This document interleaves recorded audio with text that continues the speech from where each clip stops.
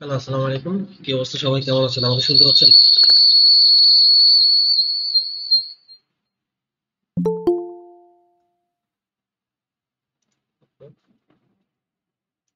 এতক্ষণ ধরে শুনতে না পাওয়ার কারণ হচ্ছে আমরা কথা বলা স্টার্ট করে নিই।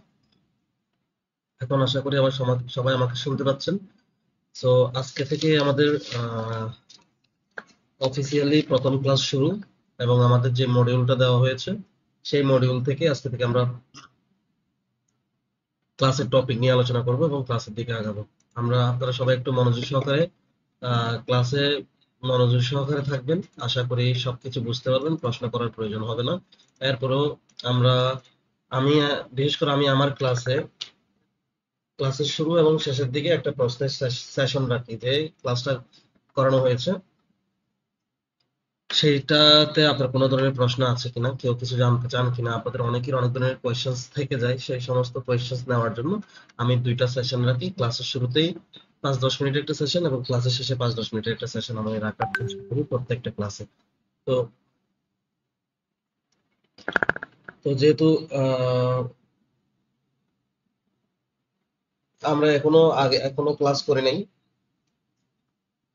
তো সেক্ষেত্রে এখন প্রশ্ন থাকার কারণ নাই, যেহেতু পরে ক্লাস থাকবে আশা করি। শুনতে পাচ্ছি না স্যার। আহ আমাকে সবাই শুনতে পাচ্ছে, ম্যাক্সিমাম শুনতে পাচ্ছে। যারা শুনতে পাচ্ছেন না তাদের মাইকে কোথাও প্রবলেম টবলেম আছে, মাইকে না স্পিকারে কোথাও প্রবলেম আছে, সেটিংস গুলো ঠিক করে নিন। আমাকে সবাই শুনতে পাচ্ছে।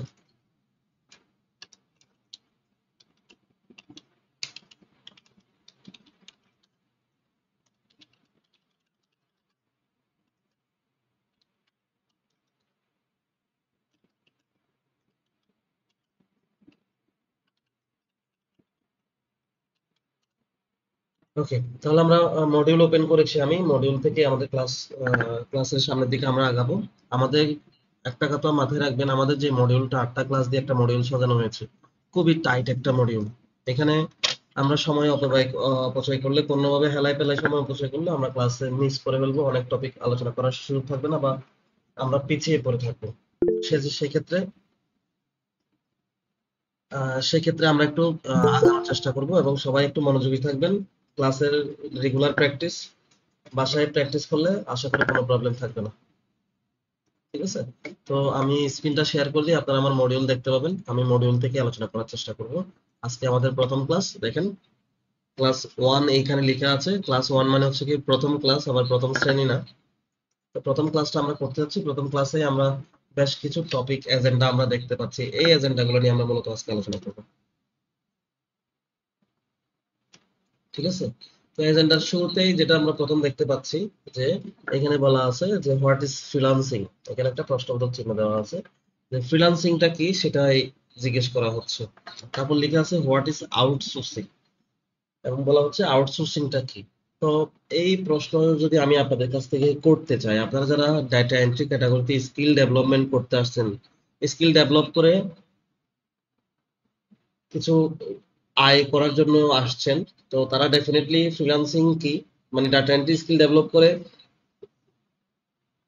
পাড়ার কম্পিউটার দোকানে গিয়ে সিভি বানানো, মেমোরি কার্ড লোড করা, পাসপোর্ট সাইজের 5 মিনিটের ছবি বের করে দেওয়া, বিভিন্ন চাকরিতে অ্যাপ্লাই করে দেওয়া, এইগুলা কাজ আমরা করার জন্য আমরা এখানে স্কিল ডেভেলপ করতে আসছি না। আমরা স্কিল ডেভেলপ করতে আসছি ওয়ার্ল্ড ওয়াইড। ফ্রিল্যান্সিং করে আমাদের যে স্কিলটা ডেভেলপ করবো, সেই স্কিলের উপরে আমরা কি করব, ওয়ার্ল্ড ওয়াইড কাজ করে ফ্রিল্যান্সার হিসেবে বাংলাদেশের রেমিটেন্স আনবো, আমি আমার পেমেন্ট পাবো, রেমিটেন্স আনবো, এইগুলো করার জন্য আমরা মূলত এখানে আসছি। তো সেই ক্ষেত্রে এটা যেহেতু আপনারা এই সিদ্ধান্ত নিয়েই যেহেতু এখানে আসছেন, তো ডেফিনেটলি ফ্রিল্যান্সিং কি আউটসোর্সিং কি সেটা সম্পর্কে কিছুটা ধারণা হলেও আপনাদের আছে। সো আমি আপনাদের কাছ থেকে এখন জানতে চাই, আপনাদের মধ্যে যে কোনো তিনজন বলবেন যে what is freelancing, what is outsourcing. ঘাবড়ানোর দরকার নাই, ইংলিশে বলতে হবে না, বাংলায়। ফ্রিল্যান্সিং কি বুঝেন, ফ্রিল্যান্সিং সম্পর্কে আপনার কি ধারণা, আউটসোর্সিং সম্পর্কে কি বুঝেন, এটা সম্পর্কে আপনার কি ধারণা, যে কোনো তিনজন যতটুকু জানেন যতটুকু বুঝেন সেই ততটুকু বললেই হবে, বিস্তারিত বলার দরকার নেই। আমরা জানতে চাচ্ছি যে আসলে আপনাদের ধারণা কেমন, ফিনান্সিং সম্পর্কে কি জানেন, কতটুকু জেনে এখানে আসছেন, সেটুকু জানার জন্য চেষ্টা করতেছি। আমি আবার বলে দিব, এখানে নার্ভাস হওয়ার কোনো কারণ নেই। আপনি যে একেবারে 100% বই পুস্তক আর্টিকেল জার্নালের ভাষায় যে জানবেন সেটা না, আপনি যতটুকু জানেন সেটা শর্ট করে বললেই হবে, আমরা বুঝলেই হবে। এরকম যদি কেউ থাকেন বলতে পারেন।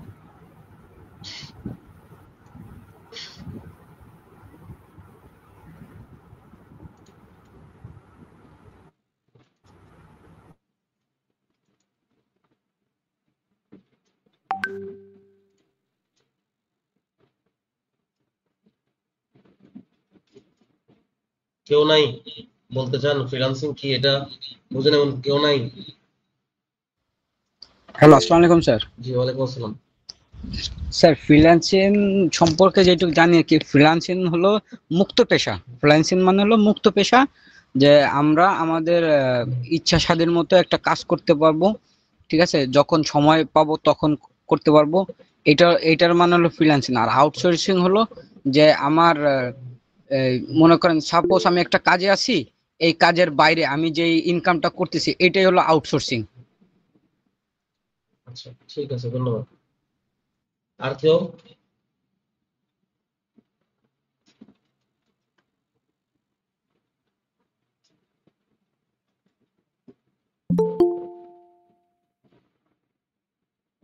আর কেউ বলতে চান?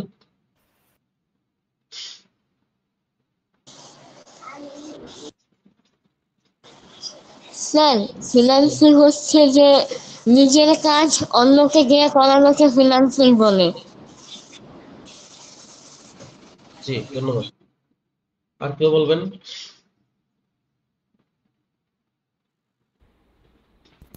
আসসালামু আলাইকুম স্যার। জি ওয়ালাইকুম আসসালাম।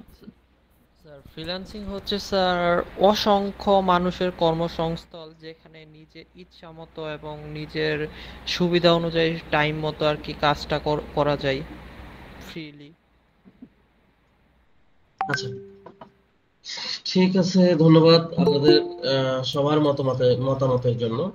আহ, আসলে আপনারা যারা এখানে যে কয়জন কথা বলেছেন, বাকিরা তো কথা বলতেছেন না। আচ্ছা একটা কল আসছে, আমি একটা কল রিসিভ করে একটু লাইনে থাকেন, অফিসিয়াল একটা call। জি। হ্যাঁ ক্লাসে অলরেডি 42 জন জয়েন করছে, ক্লাস চলতেছে তো।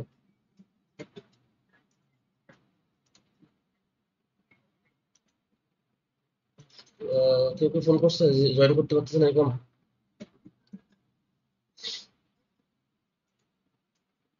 হ্যাঁ তো এখানে তো 42 মতো জয়েন করে ফেলছে। আচ্ছা ঠিক আছে, দিচ্ছি আমি। জয়েন করতে পারছে না, কমেন্টসও করতেছে না, ইয়েও করতেছে না। আচ্ছা ঠিক আছে, আমি ইয়ে করে দিচ্ছি, ওটা আলাদা করে পোস্ট করে দিচ্ছি।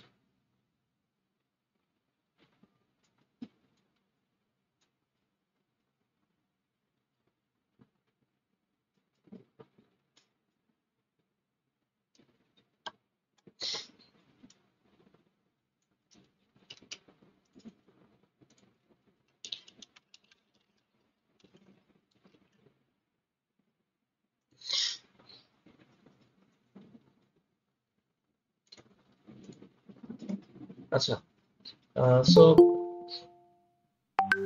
আপনারা যারা বলেছেন, আহ, যতটুকু বলেছেন ভালোই বলেছেন, বাট ফ্রিল্যান্সিং যেটা সেটার ধারে কাছে একটু বলেন না। নার্ভাস হওয়ার কিছু নাই, আমরা জানি না বলে এখানে শিখতে আসছি। আমি কাউকে নার্ভাস করতেছি না। সত্যিকার অর্থে আমি, পরে যে দুজন বলছেন তাদের গুলো একটু অগোছালো ছিল বা ভালোভাবে বলতে পারে না, সেটা ঠিক আছে, কিন্তু প্রথমে যে বলছে তার সাথে আমি 100% দ্বিমত। মানে একদম রাত এবং দিনের মতো দ্বিমত। উনি বলেছেন যে ফ্রিল্যান্সিং হচ্ছে একটা মুক্ত পেশা। উনি যেটা বলছেন ফ্রিল্যান্সিং হচ্ছে একটা মুক্ত পেশা। আপনাদের কাছে সবার কাছে মনে হতে পারে আসলে ফ্রিল্যান্সিং একটা মুক্ত পেশা। কেন মনে হতে পারে? কারণ হচ্ছে কি, আপনার নিজের কাজ নিজে করতেছেন, আপনার যখন খুশি তখন করতেছেন, এটা আপনি মনে করতেছেন। কিন্তু পৃথিবীতে এখনো পর্যন্ত যতগুলা ফ্রিল্যান্সার ফ্রিল্যান্সিং করতেছে, তারা কেউ, হয়তো তারা প্রফেশনাল ফ্রিল্যান্সার হয়ে যাওয়ার পরে তাদের কাছে অহরহ কাজ, মার্কেট প্লেসে ঢুকলেও কাজ, না ঢুকলেও কাজ, অনলাইনে আসলেও কাজ পাচ্ছে, না আসলেও কাজ পাচ্ছে, বায়াররা তাকে নক দিয়ে কাজ দিয়ে যাচ্ছে, তাদের কাছে এটাকে মুক্ত পেশা মনে হতে পারে। বাট আমরা যারা ফ্রিল্যান্সিং করতে আসছি, আমি বলবো যে আপনাদের 2 বছর 3 বছরের একটা জার্নিতে কখনোই আপনি ফ্রিল্যান্সিংকে মুক্ত পেশা হিসাবে ভেবে নিলে ফ্রিল্যান্সিং এর সাথে আপনি যুক্ত হতে পারবেন না, সারা জীবন মুক্ত হয়ে থেকে যাবেন। বুঝতে পেরেছি? কেন এটা মুক্ত পেশা নয়, কেন এটা আমি আমার সময় মতো করতে চাইলে করতে আমি আমার সময় মতো করতে পারবো না, কেন পারবো না? অনেকে বললেন না যে আমি আমার সময় মতো সময় নিয়ে আমি আমার ইচ্ছে মতো সময়ে কাজ করতে পারবো বলে এটাকে ফ্রিল্যান্সিং বলা হচ্ছে, মুক্ত পেশা বলা হচ্ছে। আপনি কেন আপনার সময় মতো কাজ করতে পারবেন না সেটার একটা উদাহরণ আমি দিই। আমি ফ্রিল্যান্সিং কি সেটা আরো ডিটেলস আপনাদেরকে বলবো, আগে উদাহরণটা দিই। উদাহরণটা হচ্ছে কি, আমি মূলত কাজ করব বাংলাদেশ, পাকিস্তান, ইন্ডিয়া, নাইজেরিয়া, এই 4টা কান্ট্রির কাজ আমি ভুল করেও করব না, জীবনেও করব না। প্রথমত বাংলাদেশের মানুষজন অনেক বিশ্রী একটা ওয়ার্ড আসছিল, আমরা যারা ফ্রিল্যান্সিং ভুক্তভোগী, এই জন্য আর প্লেসটা তো আর পাবলিক প্লেস, এটা তো আর কনফিডেন্সিয়াল না, আর বললাম না। সেই তার মতো করে পাকিস্তান, ইন্ডিয়া এবং নাইজেরিয়া, এই চারটা কান্ট্রি কাজ ভুল করেও ধরার চেষ্টা করবেন না। এরপরেও হয় না যে বাংলাদেশের তো আবার সব মানুষ খারাপ না, পাকিস্তানের সব মানুষ খারাপ না, ইন্ডিয়ার সব মানুষ খারাপ না। এখন সমস্যা হচ্ছে যে কোন মানুষ খারাপ কোন মানুষ ভালো, সেটা তো কারো মেসেজে কারো কপালে লেখা নাই, কিভাবে বুঝবেন? এদের কাজ করতে গেলেই ন্যাচারালি তারা যত ভালো মানুষ হোক না কেন, ন্যাচারালি তাদের অনেকগুলো প্রবলেম থাকে, ফ্রিল্যান্সিং ক্যারিয়ারের 12টা আপনাদের বাজায় দিবে। সেজন্য এই 4টা কান্ট্রি ছাড়া বিশেষ করে আমরা যে কান্ট্রিগুলোকে ফোকাস করব সেই কান্ট্রিগুলো হচ্ছে কি ইউএসএ, ইউকে, কানাডা, অস্ট্রেলিয়া, এই ধরনের। অস্ট্রেলিয়াও তো খুব একটা কম হয়, কানাডা, ইউএসএ, ইউকে, ইতালি, এই ধরনের বেশ কিছু কান্ট্রির কাজ সবচেয়ে বেশি পাওয়া হয়। এখন আপনি বলেন যে আমি যদি ইউএস এর কাজ করতে চাই, আমি কি আমার ইচ্ছা মতো সময়ে করতে পারবো, নাকি আমাকে ইউএস এর অফিসিয়াল টাইম অনুযায়ী করতে হবে আমার কাজটা? ডেফিনেটলি আপনাকে ইউএস এর অফিসিয়াল টাইম অনুযায়ী আপনাকে কাজ করতে হবে। তো এবার ধরেন ইউএস এর সাথে আমাদের ব্যবধানটা প্রায় রাত দিনের মতো, ইউএস এর সাথে তাদের টাইম জোন আমাদের টাইম জোন প্রায় রাত দিনের মতো ব্যবধান। তো মনে করেন তাদের অফিস হচ্ছে দিনের বেলায় সকাল 9টা থেকে বিকাল 5টা পর্যন্ত, সেই সময়টা আপনার কাছে হয়ে গেছে রাত। এখন আপনি যদি দিনে 1000 বার চেষ্টা করেন, একদম মানে উঠে পড়ে লেগে যান, একদম মরিয়া হয়ে যান, দিনের বেলায় আপনি ইউএস এর কোনো ক্লায়েন্টের তেমন একটা কাজ পাবেন না বাংলাদেশের দিনের বেলায়। কারণ কি, আমাদের দিন হলে তাদের রাত, তারা তখন ঘুমাচ্ছে। তো আপনাকে তার কাজ পাওয়ার জন্য জেগে থাকতে হবে তাদের অফিসিয়াল টাইম অনুযায়ী, তাদের টাইম জোনের সাথে আমাদের টাইম জোনকে ম্যাচ করে আমাকে জেগে থাকতে হবে, এবং তখনই তারা অফিসে এসে অফিসের কাজগুলা তারা অনলাইনে ফ্রিল্যান্সারদেরকে হায়ার করে কাজগুলা দেয়। তাহলে এখানে আপনি বলেন যে আপনি কি আপনার ইচ্ছে মতো টাইমে কাজ করতে পারবেন? পারবেন না। তো এরকম করে আপনি যদি 4টা 5টা কান্ট্রিকে যদি টার্গেট করেন, এক এক কান্ট্রির টাইম জোন এক এক রকম। তো আপনাকে প্রত্যেকটা কান্ট্রি, যে কান্ট্রিগুলোকে টার্গেট করবেন সেই কান্ট্রির অফিসিয়াল টাইম জোন অনুযায়ী আপনাকে জেগে থাকতে হবে, আপনাকে কাজের জন্য ট্রাই করতে হবে, অনলাইনে থাকতে হবে, সেই তখন গিয়ে আপনি কাজ পাবেন। ঠিক আছে? এই জন্য আরো সবচেয়ে বড় ব্যাপার হচ্ছে যে মুক্ত পেশা, যেটা আমি বলতেছি, আমি আমার ব্যক্তিগত বিজনেস করতেছি, আমার এইখানে বিজনেস করতেছি, আমি বিজনেসে গেলে আমার প্রফিট আছে, না গেলে আমার প্রফিট নাই। আমি ইচ্ছে করলে আমার দোকানটা খুললাম, এই বিজনেস প্রতিষ্ঠানটা আমি খুললাম, না হলে আমি খুললাম না। ইচ্ছে করলে আমার গেলাম, না হলে গেলাম না। মাসের 15 দিন আমি ট্যুরে থাকবো, আর বাকি 15 দিন আমি বিজনেস করব। সেটাকে অনেকটা আপনি মুক্ত পেশা নিতে পারবেন, কিন্তু ফ্রিল্যান্সিংটাকে মুক্ত পেশা হিসেবে নেওয়াটা কোয়াইট টাফ। কারণ হচ্ছে কি, প্রথম দিকে তো আপনি কাজই পাবেন না, 6-7 মাস 1 বছর তো আপনার কাজই পেতে কষ্ট হবে। 3 মাস, মিনিমাম 3 মাস 4 মাস তো আপনার কাজই পেতে কষ্ট হবে। আপনি যে মুক্ত পেশা না কি পেশা এটা বোঝার জন্য তো আপনার 3-4 মাস সময় লেগে যাবে, বা 1 বছর সময় লেগে যাবে। তাহলে আপনি এটাকে মুক্ত পেশায় ঢুকতে আপনার 3 বছর সময় লেগে যাচ্ছে, তাহলে এটা কেমন মুক্ত পেশা হতে পারে? সো এটাকে মুক্ত পেশা ভাবলে পরে কখনোই এটার সাথে যুক্ত হতে পারবেন না, মুক্তই থেকে যাবেন। যারা পৃথিবীতে ফ্রিল্যান্সার হয়েছে তাদের যে প্রথম স্টার্টিং এর যে 1-2টা বছর, আপনারা তো আহ, আপনারা তো অনেক সহজে অনেক কিছু শিখে ফেলতে পারতেছেন, ইউটিউবে ঘাটাঘাটি করলে নাই এমন কিছু নাই। যখন 12-13 সালের দিকে, যখন আমরা 14 সালের দিকে যখন আমরা ফ্রিল্যান্সিং করতেছি, কিচ্ছু পারতাম না। বায়ার যেভাবে বলে তাদের, কার মাইকটা অন করা আছে, মাইক অফ করে রাখেন। এখন তো আপনারা যেটাই আপনাদের প্রয়োজন হচ্ছে, ইউটিউবে সার্চ করলে, গুগলে সার্চ করলে, ফেসবুকে সার্চ করলে আপনারা সবকিছু পেয়ে যাচ্ছে। একটা সময় অনেক কঠিন ছিল, শেখাটা অনেক কঠিন ছিল, কিন্তু কাজ পাওয়াটা ইজি ছিল, কারণ অ্যাভেলেবল ফ্রিল্যান্সার ছিল না। এখন শেখাটা যতটা ইজি হয়ে গেছে, তাবিজ বিক্রেতার মতো করে ফ্রিল্যান্সিং কোর্স বিক্রি করতেছে। তো কোর্স অ্যাভেলেবল হয়ে গেছে, কিন্তু কাজ অ্যাভেলেবল না। যেই পরিমাণ ফ্রিল্যান্সার আছে সেই পরিমাণ কাজ নাই। ওই যে বাংলাদেশের মতো, বাংলাদেশে ক্যান্ডিডেট অ্যাভেলেবেল আছে, আর লাখ লাখ ছেলে মেয়ে বসে আছে গ্রাজুয়েশন কমপ্লিট করে, কিন্তু ভ্যাকেন্সি নাই, পজিশন নাই বলে কাজ পাচ্ছে না। ঠিক তেমনি ফ্রিল্যান্সার তো এখন অনেকটা এরকম হয়ে গেছে। এত বেশি ক্যাটাগরি আছে, প্রত্যেকটা ক্যাটাগরিতে এত এত ফ্রিল্যান্সার, যে কাজটার মার্কেটের ডিমান্ড হচ্ছে, স্বাভাবিকভাবে মার্কেট ভ্যালু হচ্ছে মনে করেন $100, কিন্তু ফ্রিল্যান্সারের ভুরি ভুরি হওয়ার ক্ষেত্রে এই $100 কাজ এখন $10 $20 দিয়ে করে দিচ্ছে। অহরহ মানুষ আছে, অহরহ ফ্রিল্যান্সার আছে একেবারে না পাওয়াচ্ছে, কষ্ট করে $5-10 দিয়ে কাজ করে, ওই কাজ থেকে ভালো রেটিংস রিভিউ পাইলে পরে প্রোফাইলটা র্যাঙ্কিং হবে, এটার কারণে $100 $200 কাজ $5-10 দিয়ে হয়ে যাচ্ছে। তো এইটাকে সেজন্য কখনো ফ্রিল্যান্সিং কে মুক্ত পেশা হিসেবে নিতে পারবেন না। এখন আসি আমরা তাহলে আসলে ফ্রিল্যান্সিংটা কি। আমি বই পুস্তকের ভাষায় গদ বাঁধা নিয়মে আমি ফ্রিল্যান্সিংটাকে ডিফাইন করতে চাই না, এক্সপ্লেইন করতে চাই না। আমি যেটা ব্যক্তিগতভাবে ফ্রিল্যান্সিং করতে ফেস করেছি, এবং আমার এই যে 3 বছরের ফ্রিল্যান্সিং ট্রেনার যে জার্নিটাতে, যা আমার প্র্যাকটিক্যাল এক্সপিরিয়েন্স, নিজের প্র্যাকটিক্যাল এক্সপিরিয়েন্স এবং ট্রেনিং করতে যে লেসনটা আমি শিখিয়েছি দিয়েছি, সেটা হচ্ছে যে ফ্রিল্যান্সিং হচ্ছে যে এটা এমন একটা ক্যাটাগরিতে কাজ করা, এমন একটা পেশা, যেই পেশাতে আপনার নিজের দক্ষতা, যোগ্যতা, ওই যে যেটা বলে কোয়ালিটি, ইফিসিয়েন্সি, প্রফিসিয়েন্সি, তারপর হচ্ছে কি এক্সপেরিয়েন্স, এই সমস্ত কিছু সমন্বয় করে, সমস্ত কিছু দিয়ে মার্কেট প্লেসে অনলাইনের থ্রুতে পৃথিবীর যে কোনো আনাচে কানাচের কাজ আপনি অনলাইনের থ্রুতে আপনার স্কিলের মাধ্যমে পৃথিবীর যে কোনো প্রান্তের ব্যক্তি বা প্রতিষ্ঠানের কাজ আপনি অনলাইনের থ্রুতে করে দিয়ে বিনিময়ে তাদের কাছ থেকে একটা অনারারিয়াম নেওয়ার পুরো প্রসেসটাকে ফ্রিল্যান্সিং বলা হচ্ছে। তাহলে আমরা এখানে আমাদের নিজের অভিজ্ঞতা, দক্ষতা, তারপর হচ্ছে কি কার্যক্ষমতা, সমস্ত কিছু দিয়ে, সমস্ত কিছু সেল করে, সমস্ত কিছু বিক্রি করে দিচ্ছি, কিন্তু আমি আমার অভিজ্ঞতাটা বিক্রি করে কাজটা করে দিচ্ছি, সে আমার কাছ থেকে আমার অভিজ্ঞতাটা কিনে নিচ্ছে, বা আমার কাছ থেকে সে আমার স্কিল দিয়ে তাদের কাজটা আদায় করে নিচ্ছে। এই যে পুরো প্রসেসটাকে ফ্রিল্যান্সিং বলা হচ্ছে। আমি যদি আরো সাজাই বলে দিই, যে নিজের মধ্যে যেই কোয়ালিটিটা আছে সেই কোয়ালিটিকে ব্যবহার করে পৃথিবীর যে কোনো আনাচে কানাচে কোনো ব্যক্তি বা প্রতিষ্ঠান থেকে তাদের রিকোয়ারমেন্টস অনুযায়ী, তাদের প্রয়োজন অনুযায়ী কাজগুলো নিয়ে সেই হিসাবে তাদের কাজটা সম্পাদন করে তাদেরকে হ্যান্ড ওভার করে দিয়ে বিনিময়ে তাদের কাছ থেকে যে অনারারিয়াম বা যে পেমেন্টটা নেওয়া হবে, এই পুরো প্রসেসটাকে ফ্রিল্যান্সিং বলা হচ্ছে। পক্ষান্তরে একজন বলেছেন যে আহ, আমরা যখন নিজের কাজটা নিজে না করে অন্য কারো কাজ দিয়ে করাই তখন সেটাকে ফ্রিল্যান্সিং বলে। এটা একেবারেই ভুল। ভুল কেন? ফ্রিল্যান্সিং মানে হচ্ছে কি আমি কাজ করব, অন্য কাউকে করাবো না, আমি এখানে ফ্রিল্যান্সার হিসেবে ভূমিকা পালন করতে আসছি। আবার অনেকে আউটসোর্সিং ফ্রিল্যান্সিংটাকে এক এক বানাই ফেলে।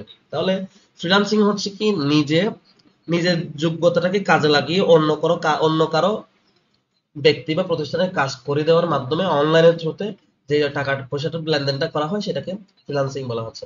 পক্ষান্তরে আউটসোর্সিংটা হচ্ছে কি ফ্রিল্যান্সের একেবারে হিতে বিপরীত, আসমান জমিনের মতো বিপরীত, রাত দিনের মতো বিপরীত। কিরকম?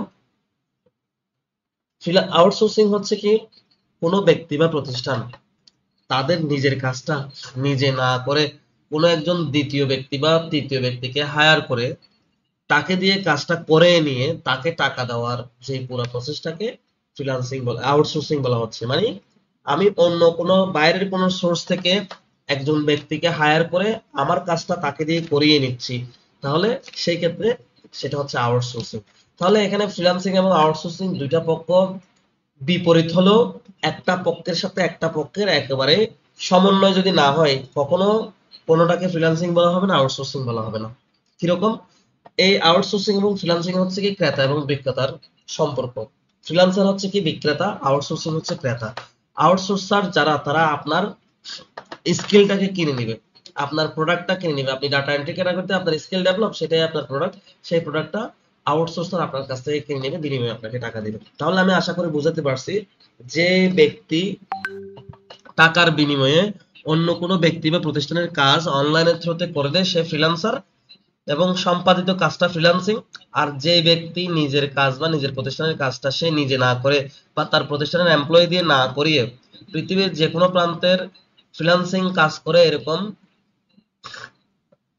এরকম পার্সোনালকে হায়ার করে, এটাকে লেবারও বলা হয়।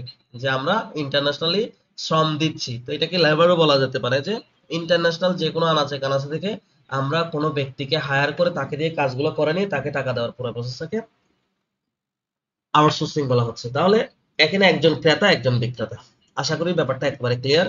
তারই আর ঝামেলা থাকবে না, আউটসোর্স কাকে বলে, ফ্রিল্যান্সিং কাকে বলে, আউটসোর্সিং কাকে বলে। অনেকে বলে যে মেয়েকে তো বিয়ে দিয়েছেন, মেয়ের জামাইকে তো কোথাও গিয়ে চাকরি করতে দেখি না, মেয়ের জামাই আসলে করে কি? শাশুড় মশাই বলে ফেলছে যে মেয়ের জামাই আউটসোর্সিং করে। শাশুড় মশাই ধারণা হচ্ছে যে আউটসোর্সিং মানে আউট মানে বাইরে, সোর্স মানে হচ্ছে কি উৎস, বাইরের কোনো উৎস থেকে সে ইনকাম করতেছে। মূলত ব্যাপারটা এরকম না, ওনার জামাই আউটসোর্সিং করতেছে, ওনার জামাই ফ্রিল্যান্সিং করতেছে। ঠিক আছে, তাহলে আশা করি ব্যাপারটা আপনাদের কাছে ক্লিয়ার, ফ্রিল্যান্সিং কি আউটসোর্সিং কি। ফ্রিল্যান্সিং একেবারে একেবারে সোজা সাপটা খাঁটি বাংলায় যদি বলি, ফ্রিল্যান্সিং মানে হচ্ছে কি একজন বিক্রেতা সে তার সার্ভিস বিক্রি করতেছে, আর আউটসোর্স মানে হচ্ছে কি ক্রেতা সে ফ্রিল্যান্সারের কাছ থেকে তার স্পেসিফিক সার্ভিসটা কিনে নিচ্ছে। এটা ডাটা এন্ট্রি হতে পারে, ডিজিটাল মার্কেটিং হতে পারে, এটা গ্রাফিক্স ডিজাইন হতে পারে, ওয়েব ডেভেলপমেন্ট হতে পারে, সোশ্যাল মিডিয়া মার্কেটিং হতে পারে, সার্চ ইঞ্জিন অপটিমাইজেশন হতে পারে, অ্যানিমেশন ডিজাইন হতে পারে, বিজনেস কাজ ডিজাইন হতে পারে, আর্টিফিশিয়াল ইন্টেলিজেন্সের সার্ভিস হতে পারে। তো যে কোনো ধরনের অনলাইনের থ্রুতে যে কোনো ধরনের ফ্রিল্যান্সিং ক্যাটাগরি সার্ভিস যে ব্যক্তি কিনে নেয় তাকে আউটসোর্স হতে পারে। আশা করি ক্লিয়ার। এরপরের প্রশ্ন ছিল হচ্ছে কি, what is data entry work. Data entry কাজটা কি? আমরা যখন ছোটবেলায় যখন ক্লাস 8 থেকে যখন ক্লাস 9 এ উঠতেছি, আমাদের লাইফের সবচেয়ে গুরুত্বপূর্ণ মোমেন্ট, সবচেয়ে মানে ইম্পর্টেন্ট ডিসিশন মেকিং এর একটা টাইম থাকে। সেই টাইমটা হচ্ছে কেন আমি ক্লাস 8 থেকে 9 এ উঠতেছি, আমি কোন সাবজেক্ট নিয়ে কোন গ্রুপ নিয়ে পড়াশোনা করবো, আমি ভবিষ্যতে আগামী 10 বছর পরে 15 বছর পরে আমি আসলে আমাকে কি হিসাবে দেখতে চাই, doctor, engineer, advocate, businessman, pilot, driver, কি হিসাবে দেখতে যাচ্ছি, ফ্রিল্যান্সার কি হিসাবে দেখতে যাচ্ছি। তো সেই সময়টা হচ্ছে কি গুরুত্বপূর্ণ সময়, ক্লাস 9 এ এসে আমরা সাবজেক্ট চুজ করি, গ্রুপ চুজ করে আমরা কি করবো। ঠিক তেমনি বর্তমান সময়ে অনেক অনেক টপিক থাকতে, অনেক অনেক ক্যাটাগরি থাকতে, অনেক অনেক ভাইরাল ভাইরাল টপিক থাকতে, ক্যাটাগরি থাকতে, আপনারা ডেটা এন্ট্রিটাকে কেন চুজ করেছেন? আমি বিজনেস স্টাডিজ নিয়ে পড়াশোনা করেছি, আমার ইন্টারেস্টটা বিজনেস স্টাডিতে ছিল। আমি সায়েন্স নিয়ে পড়ার আমার কোনো ইচ্ছা ছিল না, সায়েন্স আমার মাথার উপর দিয়ে রকেট সায়েন্সের মতো যায়, এটা আমাকে দিয়ে হবে না।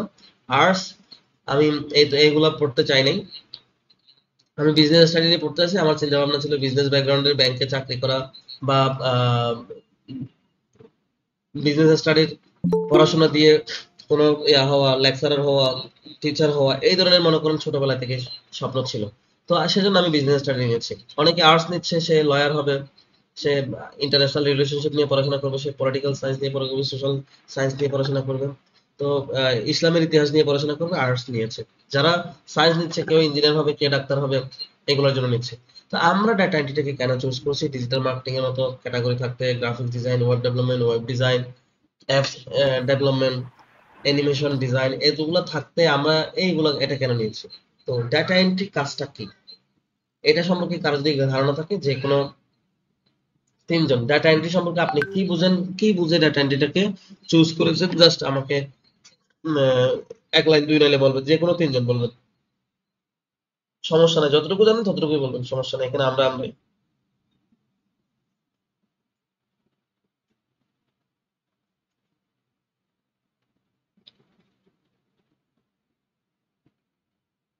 যে কোনো তিনজন বলেন ডাটা এন্ট্রি সম্পর্কে কি বুঝেন, কি ডাটা এন্ট্রি সম্পর্কে আপনার কি ধারণা আছে।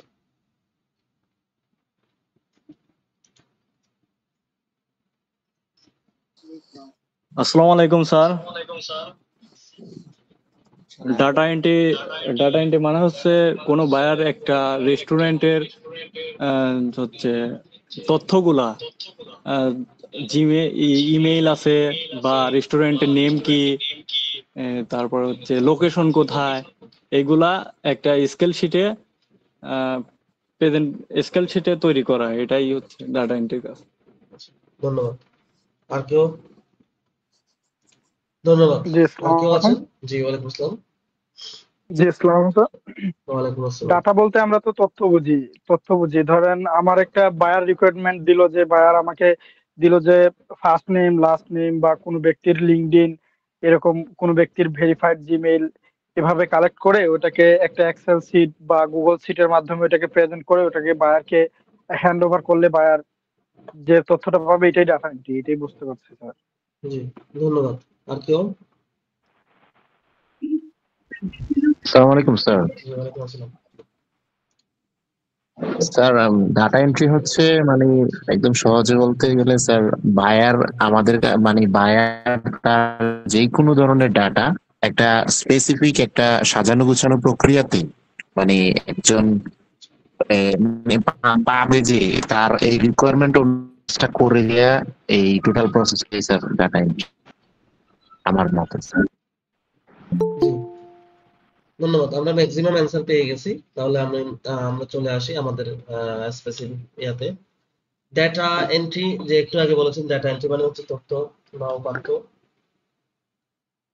আর এন্ট্রি মানে হচ্ছে কি রেকর্ড করা, লিপিবদ্ধ করা, সংরক্ষণ করা। আর কাজ, ওয়ার্ক মানে তো কাজ জানেন। তাহলে আমরা যদি একেবারে শাব্দিক অর্থটা যদি আমরা বলি, যে ডাটা এন্ট্রি মানে হচ্ছে কি তথ্য সংগ্রহ করা, তথ্য লিপিবদ্ধ করা, তথ্য সংরক্ষণ করা। ঠিক আছে? কিন্তু আমরা যদি ফ্রিল্যান্সিং এর ভাষায় যদি ডাটা এন্ট্রি কি সেটা যদি বলতে যাই, ডাটা এন্ট্রি হচ্ছে যে কোনো ব্যক্তি বা প্রতিষ্ঠানের প্রয়োজন মতো ডেটা রিলেটেড যে কোনো ধরনের কাজ প্রসেসিং করে, ওই ব্যক্তি বা প্রতিষ্ঠানের রিকোয়ারমেন্টস অনুযায়ী প্রসেসিং করে তাকে সংরক্ষণ করে দেওয়া, সংগ্রহ করে দেওয়া, প্রসেসিং করে দেওয়া, পুরো ব্যাপারটাকেই ডাটা এন্ট্রি বলা হচ্ছে। উদাহরণস্বরূপ হতে পারে যে একজন ভাই বলেছেন যে কোনো একটা কোম্পানির আমেরিকার যতগুলো রেস্টুরেন্ট আছে সমস্ত রেস্টুরেন্টের ইনফরমেশন চায়। তো সমস্ত রেস্টুরেন্টের ইনফরমেশন চাইলে তার কি কি ইনফরমেশন লাগবে? মনে করেন রেস্টুরেন্টের নাম লাগবে, রেস্টুরেন্টের মোবাইল নাম্বার লাগবে, রেস্টুরেন্টের ওয়ার্কিং আওয়ার লাগবে, সে কয় ঘন্টা, কয়টা থেকে কয়টা পর্যন্ত সে খোলা থাকে সেটা লাগবে। তারপর হতে পারে রেস্টুরেন্টের রেটিংস এবং রিভিউ, ওই রেস্টুরেন্টের সম্পর্কে রেটিংস কেমন, 5 স্টারের মধ্যে কত স্টার রিভিউ আছে, রেটিংস আছে, এবং রিভিউ গুলা কেমন, পজিটিভ কিনা সেটা। তাদের যদি ব্যক্তিগত কোনো ওয়েবসাইট থাকে, ইমেল অ্যাড্রেস থাকে, এই ধরনের তথ্য।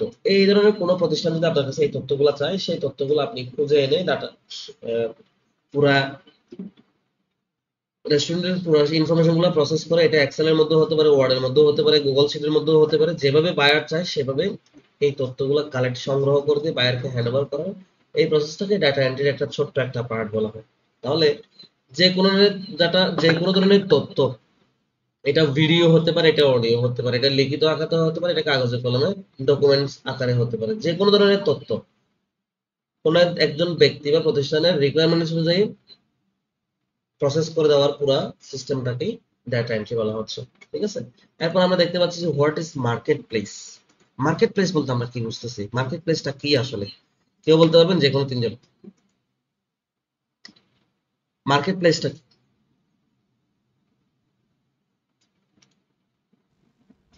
স্যার মার্কেট প্লেস বলতে আমি যেটুকু বুঝি স্যার, যে এই ফ্রিল্যান্সিং সম্বন্ধিত কোনো আহ, মানে হতে পারে কোনো আহ, মানে ওয়েবসাইট বা হতে পারে কোনো অ্যাপস এর মাধ্যমে যে কাজ আদান প্রদান করে যেই জায়গায়, সেটাই হলো মার্কেট প্লেস স্যার। জি, ধন্যবাদ। আর কেউ? স্যার জি, মার্কেট প্লেস মানে স্যার এটা প্ল্যাটফর্ম যেখানে মানে সহজেই কাজটা মানে বায়ার এবং মানে ক্রেতা বিক্রেতা দুই পার্টিকে এখানে পাওয়া যাবে, একটা প্ল্যাটফর্ম স্যার। জি, ধন্যবাদ। আর কেউ? ওকে, আমরা আনসার পেয়ে গেছি। দুজনেই খুব সুন্দর বলেছেন, দুজনেরটাই সঠিক। মার্কেট প্লেস আমরা যদি একটু সাজাই বলি, মার্কেট প্লেস হচ্ছে কি এমন একটা প্লেস বা এমন একটা জায়গা, যেই জায়গায় দুইটা পক্ষের সমন্বয়ে, দুইটা পক্ষের সমন্বয় বলতে একটু আগে যে ভাইটা বলেছেন যে দুইটা পক্ষের সমন্বয় বলতে এটা ক্রেতা এবং বিক্রেতার সমন্বয় হতে হবে। এটা এই যে কিছুদিন আগে চ্যাম্পিয়ন লিগ ফাইনাল চলছে, ডটমন্ডো, ক্রোয়েশিয়ার ডটমন্ডো এবং হচ্ছে কি রিয়াল মাদ্রিদের খেলা চলছে। তো ওখানে যে দুইটা পক্ষ আছে, একটা ডটমন্ডো, একটা হচ্ছে কি রিয়াল মাদ্রিদ, এই ধরনের পক্ষ না, দুই পক্ষ না, পক্ষ হতে হবে ক্রেতা এবং বিক্রেতা। তাহলে মার্কেট প্লেস বোঝাচ্ছে এটা এমন একটা প্লেস বা এমন একটা জায়গা, যে জায়গাতে দুইটা পক্ষের সমন্বয়ে একটা পক্ষ সেবা গ্রহণ করবে, একটা পক্ষের সেবা প্রদানের মাধ্যমে যেই একটা টাকার লেনদেন সংগঠিত হবে যেই প্লেসটাতে, সেই প্লেসটাকে মার্কেট প্লেস বলা হচ্ছে। উদাহরণস্বরূপ আমরা বলতে পারি আমাদের কাঁচা বাজার একটা মার্কেট প্লেস। মার্কেট প্লেস মানে হচ্ছে কি বাজার। কাঁচা বাজারটা একটা মার্কেট প্লেস, ওখানে ক্রেতা এবং বিক্রেতা আসে। ক্রেতা না থাকলে বিক্রেতা ওখানে যাবে না, আর বিক্রেতা না থাকলে ক্রেতা ওখানে বসে থাকলেও, সারাদিন বসে থাকলেও কোনো ধরনের ক্রয় বিক্রয় সংঘটিত হবে না এবং সেটাকে মার্কেট প্লেস হিসেবে আখ্যায়িত করা যাবে না। সো মার্কেট প্লেসটা সেই জায়গা হতে হবে যেখানে ক্রেতা এবং বিক্রেতার সমন্বয় ঘটতে হবে এবং তাদের মধ্যে সেবা গ্রহণ এবং প্রদানের একটা সিস্টেম থাকতে হবে। ওই সিস্টেমের পরে ওই একটা কাজ থাকতে হবে, ওই কাজের পরে ওখানে টাকা পয়সার লেনদেন হইতে হবে, তারপর এটাকে মার্কেট প্লেস হিসেবে আমরা বিবেচনা করতে পারি। উদাহরণস্বরূপ আমাদের কাঁচা বাজার, শপিং মল, আমরা বলতে পারি যে কোনো ধরনের কেনাকাটার অনলাইন যে প্ল্যাটফর্ম, যেমন ই কমার্স যে প্ল্যাটফর্ম গুলো আছে, দারাজ, দারাজ একটা মার্কেট প্লেস, ঠিক আছে, এগুলোকে আমরা মার্কেট প্লেস বলে থাকি। ফ্রিল্যান্সিং এর ভাষায় যখন আমরা বলবো, তাহলে ফ্রিল্যান্সিং এর ভাষায় মার্কেট প্লেসটাকে, ফ্রিল্যান্সিং এর ভাষায় মার্কেট প্লেস হচ্ছে কি এমন একটা জায়গা, এমন একটা প্লেস, যেই প্লেসে আমাদের মতো হাজার হাজার লক্ষ লক্ষ ফ্রিল্যান্সার তাদের নিজস্ব সার্ভিস গুলা নিয়ে ওখানে মার্কেটিং করে অন্য একজন ব্যক্তি ক্রেতা, ক্রেতা হিসেবে সেই প্লেসে আসে, সেই প্লেসে এসে আসার পর আমাদের সার্ভিসগুলো দেখে আমাদের সার্ভিসগুলো আমাদের কাছ থেকে কিনে নেয়। তো এই যে আমরা যে প্ল্যাটফর্মে গিয়ে আমাদের সার্ভিস বিক্রি করার জন্য নিয়ে যাচ্ছি, ওই প্ল্যাটফর্মে আরেকজন পক্ষ বা আরেকজন ব্যক্তি বা প্রতিষ্ঠান দ্বিতীয় পক্ষ হিসেবে আমাদের সার্ভিসগুলো কেনার জন্য যে প্ল্যাটফর্মে আসে, এই প্ল্যাটফর্মটাকে মার্কেট প্লেস বলা হচ্ছে। এটা উদাহরণস্বরূপ আমরা বলতে পারি ফাইবার একটা market place, freelancing market place, Upwork একটা ফ্রিল্যান্সিং মার্কেট প্লেস, ফ্রিল্যান্সার.com একটা ফ্রিল্যান্সিং মার্কেট প্লেস, কেওয়ার্ক আছে, পিপল পাওয়ার .com আছে, ক্যাপিটাল আছে, গ্রাফিক রিভার, গ্রাফিক ডিজাইন আছে, গ্রাফিক রিভার আছে, 99 ডিজাইন আছে, এরকম প্রায় শত মতো 100-এর উপরেই মার্কেট প্লেস আছে। কিন্তু আমরা সেখান থেকে সবচেয়ে উল্লেখযোগ্য, ওয়ার্ল্ড ওয়াইড উল্লেখযোগ্য, যেখানে বায়ারের খনি আছে,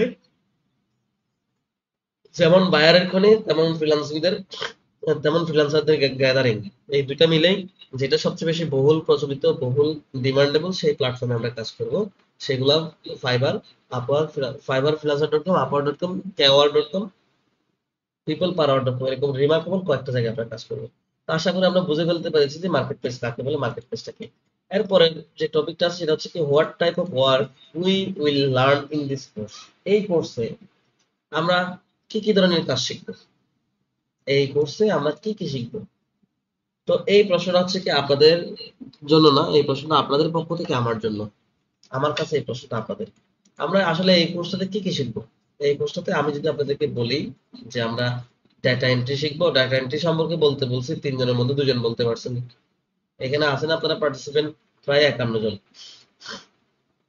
বলছেন মাত্র 2 জন। তাই এবার যদি আমি বলি data mining, data scraping, web research,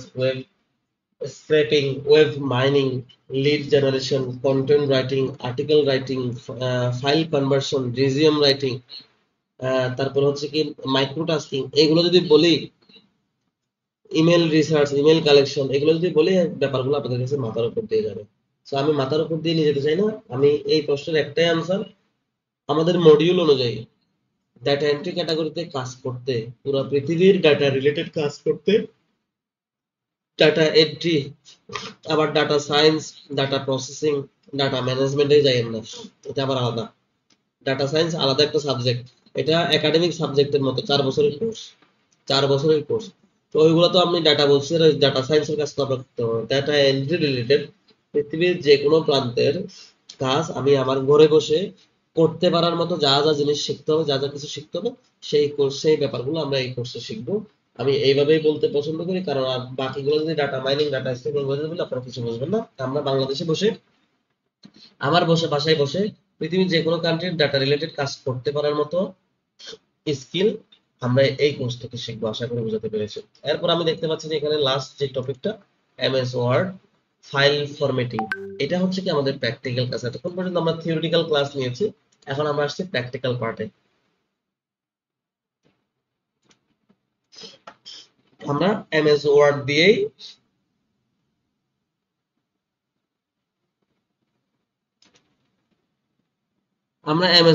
এই কোর্সের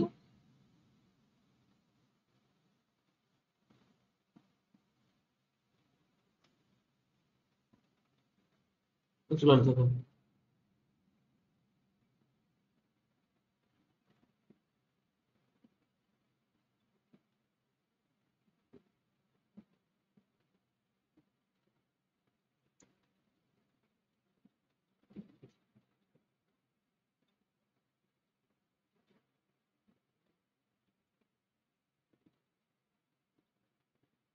আচ্ছা, তো আমরা ডাটা এন্ট্রি কাজ করতে গেলে আমাদের অবশ্যই MS Word, MS Excel, MS পাওয়ার পয়েন্টের কাজ আমাদের জানতে হবে। এগুলো জানার জন্য আপনারা এখানে যারা আসছেন, এখানে প্রায় 50+ পার্টিসিপেন্ট জয়েন করেছেন। তো এই কোর্সটা আমি প্রথম দিনেই বলেছিলাম, এই কোর্সটা আমাদের হচ্ছে কি একেবারে বেসিক থেকে অ্যাডভান্স লেভেলের কাজ। তো অ্যাডভান্স লেভেলে এখানে অনেকে বেসিক আসছেন, অনেকে কিছু কিছু অ্যাডভান্স আসছেন। যারা অ্যাডভান্স আসছেন তাদের কাছে প্রথম একটা দুটো ক্লাস হয়তো আপনাদের বোরিং লাগতে পারে, যে এইগুলা কি শেখানো হচ্ছে, এত এত বেসিক থেকে কেন শেখানো হচ্ছে। কিন্তু এত বেসিক জানে না এমন অনেকে এখানে আছে। আমরা প্রথম কয়েকটা ক্লাস আপনাদের বোরিং লাগলো, পরবর্তী ক্লাসগুলো আপনাদের কাছে খুব ইন্টারেস্টিং মনে হবে, যেহেতু আপনাদের অনেক জায়গায় গ্যাপ আছে বলেই আপনারা কোর্সটা করতে আসছেন। তো যে জিনিসটা গ্যাপ আছে সেই জিনিসটা এখান থেকে শেখার জন্য আসছেন। তো শেখার জন্য একটু অপেক্ষা করবেন। প্রথম একটা দুইটা ক্লাস যদি বোরিং লাগে, কিছু করার নাই, একটু অপেক্ষা করবেন। এমনও হতে পারে যে আপনি যা জানেন তার চেয়ে এটা যেহেতু প্রাতিষ্ঠানিকভাবে যেহেতু শিখতে আসছেন, এখানে আরো অনেক খুঁটিনাটি ব্যাপার আছে যেগুলো আপনি জানতেন না। ঠিক আছে? তো আমরা রিকোয়েস্ট করব, যারা একটু অ্যাডভান্স আছেন তাদের কাছে বিরক্তি লাগলো এখানে কোনো ধরনের মানে খারাপ এনভায়রনমেন্ট তৈরি করেন না, যে আমরা এখানে আসছি আমাদেরকে এখানে কি শেখানো হচ্ছে এগুলো দিয়ে প্রশ্ন করতে আসেন না। রিকোয়েস্ট করব যে আপনি যতটুকু অ্যাডভান্স, এর থেকে বেশি শেখার জন্য যতটুকু অপেক্ষা করা লাগবে শেষে ততটুকু অপেক্ষা আপনারা করবেন। আশা করি আমি বোঝাতে পেরেছি। এরপরে আমরা চলতে এমএস ওয়ার্ড যখন কাজ করব, এমএস ওয়ার্ডে কাজ করতে গেলে আমাদের এমএস অফিস লাগবে। এবার এমএস অফিস কি, এমএস ওয়ার্ড কি? এমএস অফিস হচ্ছে কি অফিস ফান্ডামেন্টালস এর, মানে অফিসিয়াল কাজের একটা কমপ্লিট প্যাকেজ, অফিসিয়াল যাবতীয় কাজের একটা কমপ্লিট প্যাকেজ। ওই কমপ্লিট প্যাকেজ থেকে আমরা 3টা প্রোগ্রাম শিখবো। এই 3টা প্রোগ্রাম কি? MS Word, MS PowerPoint, MS Excel. তো এই MS Word, MS Excel, MS পাওয়ার পয়েন্টে কাজ করতে হলে আমাদের এমএস অফিস এই সফটওয়্যারটা বা এই অ্যাপসটা আমাদের ল্যাপটপে বা কম্পিউটারে আমাদের লাগবে, আমাদের পিসিতে লাগবে। এখন এই ওয়ার্ড যাদের কাছে আছে, অফিস যাদের কাছে আছে খুবই ভালো, সবার কাছে থাকার কথা একটা নতুন পিসি আপনি পারচেজ করলে আর কিছু থাকুক না থাকুক আপনাকে এমএস অফিসটা দিয়ে দিবে। পুরাতন কারো কাছ থেকে পারচেজ করলে তাদের কাছে ওইটা থাকে। যদি কারো কাছে না থাকে তাহলে আমি একটা লিংক দিব, সেই লিংক থেকে আপনারা ডাউনলোড করে নেবেন। এখন বলতে পারেন, অনেকে বলতে পারেন যারা একটু অ্যাডভান্স আছেন, আপনি এমএস অফিসের কোন ভার্সনটা ব্যবহার করবেন, আমাদেরকে কোন ভার্সন থেকে কাজ করে দেখাবেন, এবং আমার কাছে যে ভার্সনটা আছে সেটা দিয়ে হবে কিনা, এই ধরনের অনেকের প্রশ্ন আসতে পারে। এমএস অফিসের আসলেই অনেকগুলো ভার্সন আছে মার্কেটে বর্তমানে অ্যাভেলেবল। 2003 থেকে শুরু করে 2007, 2010, 2013, 2016, 2019, 2021 আসছে কিনা জানি না, তবে 365 একটা আসছে, অফিস 365 একটা আসছে। এই এত এত ভার্সনের মধ্যে আমি মাঝামাঝি একটা ভার্সন নিয়ে কাজ করব। বেশি আপডেটও না আবার বেশি ব্যাকডেটও না, মাঝামাঝি একটা কেন করব? এখন যে লেটেস্ট ভার্সন গুলো আছে এগুলো এতটা লেটেস্ট করে ফেলছে, আপনারা অনেকগুলা কাজ খুঁজে পাবেন না, এতটা শর্টকাট করে ফেলছে, অনেক কিছু খুঁজে পেতে অনেক কাজ করতে সমস্যা হয়ে যায়। সেজন্য আমি এমন একটা ভার্সন নিয়ে কাজ করবো যে ভার্সনে কাজ করলে আপনি প্রত্যেকটা ভার্সনে কাজ করতে পারবেন। তো সেই ভার্সনের নাম হচ্ছে কি, সেই ভার্সনটা হচ্ছে কি 2010, মাইক্রোসফট অফিস 2010। আমি একটা লিংক আপনাদেরকে দেখাচ্ছি। আজকে থেকে আপনার পিসিতে লাগবে এরকম যে কোনো সফটওয়্যার ডাউনলোড করতে, যে কোনো সফটওয়্যার ইনস্টল করতে আপনি এই লিংকে যাবেন, গেট ইনটু পিসি। এটা এমন একটা ওয়েবসাইট, আপনার পিসিতে ব্যবহার করার যাবতীয় সফটওয়্যার পাবেন। আরো ইন্টারেস্টিংলি, মনে করেন আমি যদি এখন গুগলে সার্চ করি কোনো একটা সফটওয়্যার, আমার হোয়াটসঅ্যাপ সফটওয়্যারটা লাগবে, আমি হোয়াটসঅ্যাপটা সার্চ করেছি, হোয়াটসঅ্যাপের একেবারে লেটেস্ট যে ভার্সনটা আছে আপনি সেটা পাচ্ছেন। 2 বছর আগে যে ভার্সনটা ছিল সেটা আপনি খুঁজে পাবেন না। কিন্তু এইখানে এসে, এই ওয়েবসাইটে এসে আপনি যে কোনো ধরনের সফটওয়্যারের ওল্ড ভার্সনও পাবেন, একদম লেটেস্ট ভার্সনও পাবেন। সেটা একটা প্রমাণ আমি আপনাদেরকে দেখাই। আমি লিখলাম মাইক্রোসফট অফিস, আর মাইক্রোসফট অফিস থেকে সার্চ করেছি, দেখেন মাইক্রোসফট অফিস 2013, দেখছেন Microsoft office 2016, Microsoft office 2013, Microsoft office 2016, 16, 13, আর যদি এদিকে যাই 16, 16, 16, 21, Microsoft office 21, Microsoft office 16, Microsoft office 16, আরো যাই, আমি একটু পিছনের দিকে যাই, 13, 16, অফিস প্লাস 21, 5 নম্বরে যাই, 13, এই দেখেন 10। তার মানে কি বোঝাচ্ছি, যে এই একটা এমন একটা প্ল্যাটফর্ম, এমন একটা ওয়েবসাইট যেখানে আপনি একদম লেটেস্ট ভার্সনের সফটওয়্যার থেকে শুরু করে একদম ওল্ড ভার্সন সফটওয়্যার গুলো আপনি পাবেন। আপনার পিসির কম্পিটিবিলিটি চেক করে আপনি সেই ভার্সনটা ব্যবহার করবেন। তো বিশেষ করে 10 ব্যবহার করার চেষ্টা করবেন। যাদের 10 আছে খুবই ভালো, যাদের 10 নাই 13, 16, 19, 21 ব্যবহার করতেছেন, আপনারা যদি আগে থেকে এগুলো ব্যবহার করে কিছুটা ইউজ টু হয়ে যান, তাহলে আপনাদের আর পরিবর্তন করার দরকার নেই, ওটা নিয়ে আপনারা কাজ করতে পারবেন। তাহলে আমি 2010টাকে প্রেফার করি। আমি যদি এখানে মাইক্রোসফট অফিস 2010 দিয়ে সার্চ করি, মাইক্রোসফট অফিস 10 অনেকগুলো ভার্সন আছে দেখেন, দেখছেন? Microsoft office 2010 pro plus, Microsoft office 2010 pro plus February, এটা হচ্ছে কি মার্চ, এটা আর একটু আপডেট দেখেন, এটা অক্টোবর 2020, এটা এগুলো 21। ঠিক আছে, এখান থেকে যে কোনো একটা আপনারা ডাউনলোড করতে, ডাউনলোড করার সিস্টেমটা কি, আমি এই নামের উপর ক্লিক করছি, ক্লিক করার পরে নিচের দিকে যাবেন, ডাউনলোডের একটা লিঙ্ক থাকবে একেবারে নিচে, এই যে দেখেন ডাউনলোড, এখানে একটা পাসওয়ার্ড আছে। আপনি যখন ফাইলটা ডাউনলোড করবেন একটা জিপ ফাইল ডাউনলোড হবে, ওই জিপ ফাইলটা ওপেন করলে আপনার পাসওয়ার্ড চাইবে, 1 2 3 এটাকে পাসওয়ার্ড দিবেন। তো ইনস্টল করার আগে দেখেন এখানে একটা অপশন, এখানে একটা ভিডিও আছে, how to install this video, install this software, এটা কিভাবে ইনস্টল করবেন সেটা ছোট্ট একটা ভিডিও আছে, ভিডিওটা দেখে নেবেন, তারপর ইনস্টল করার চেষ্টা করবেন। যদি সেভাবে ইনস্টল না করেন, এখানে যেভাবে দেখানো হচ্ছে সেভাবে যদি ইনস্টল না করেন, 1 মাস পরে আপনার এই সফটওয়্যারের মেয়াদ চলে যাবে, লাইসেন্স চলে যাবে, মেয়াদ চলে যাবে, তখন আপনি এটাকে ব্যবহার করতে পারবেন না। সেজন্য ইনস্টল করার আগে এই ভিডিওটা দেখবেন, এখানে একটা সিস্টেম দেখিয়ে দেওয়া হয়েছে, সেই সিস্টেমে যদি করেন আপনি বছরের পর বছর ব্যবহার করতে পারবেন, কোনো ধরনের লাইসেন্স চলে যাবে না, কোনো ধরনের মেয়াদ চলে যাবে না, আপনাকে কোনো ধরনের নোটিফিকেশন করবে না। ঠিক আছে, ওইভাবে ভিডিওটা দেখে তারপর ডাউনলোড করুন সফটওয়্যারটা, ডাউনলোড করে ইনস্টল করবেন। ডাউনলোড কিভাবে করবেন দেখেন, ভিডিওটা দেখেছি আমরা, এখানে ডাউনলোড করবো আমরা এখান থেকে, এখানে ক্লিক করলেই অপশন চলে আসবে দেখেন ডাউনলোডের যাবতীয় সফটওয়্যার। এখানে আমি এখন যেটা যেভাবে দেখাচ্ছি সেভাবে সবগুলো সফটওয়্যার আপনার এখান থেকে ডাউনলোড করতে হবে। আমি নিচের দিকে যাচ্ছি, নিচের দিকে এই দেখেন আমার ক্লিক হয়ে যাওয়ার পর অটোমেটিক ডাউনলোড শুরু হয়ে গেছে, এই যে দেখেন, বুঝছেন? get-into-pc.com Microsoft office. আমি যদি আরেকটু ডিটেলস দেখতে চাই, এই দেখেন মাইক্রোসফট অফিস 2010 প্রো প্লাস, বুঝতে পারছেন? এটা আপনার ডাউনলোড হয়ে যাচ্ছে। এই ফাইলটার ওয়াইড হচ্ছে কি 4.3 জিবি।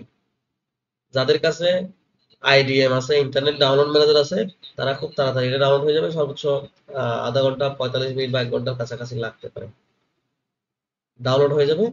আর যদি আপনি আইডিএম দিয়ে ডাউনলোড না করেন, এটা 2-3 দিন সময় লাগবে। দেখেন 4 জিবি অনেক সময় লাগবে, ইন্টারনেট স্পিড যদি ভালো না হয় তাহলে আরো খারাপ অবস্থা।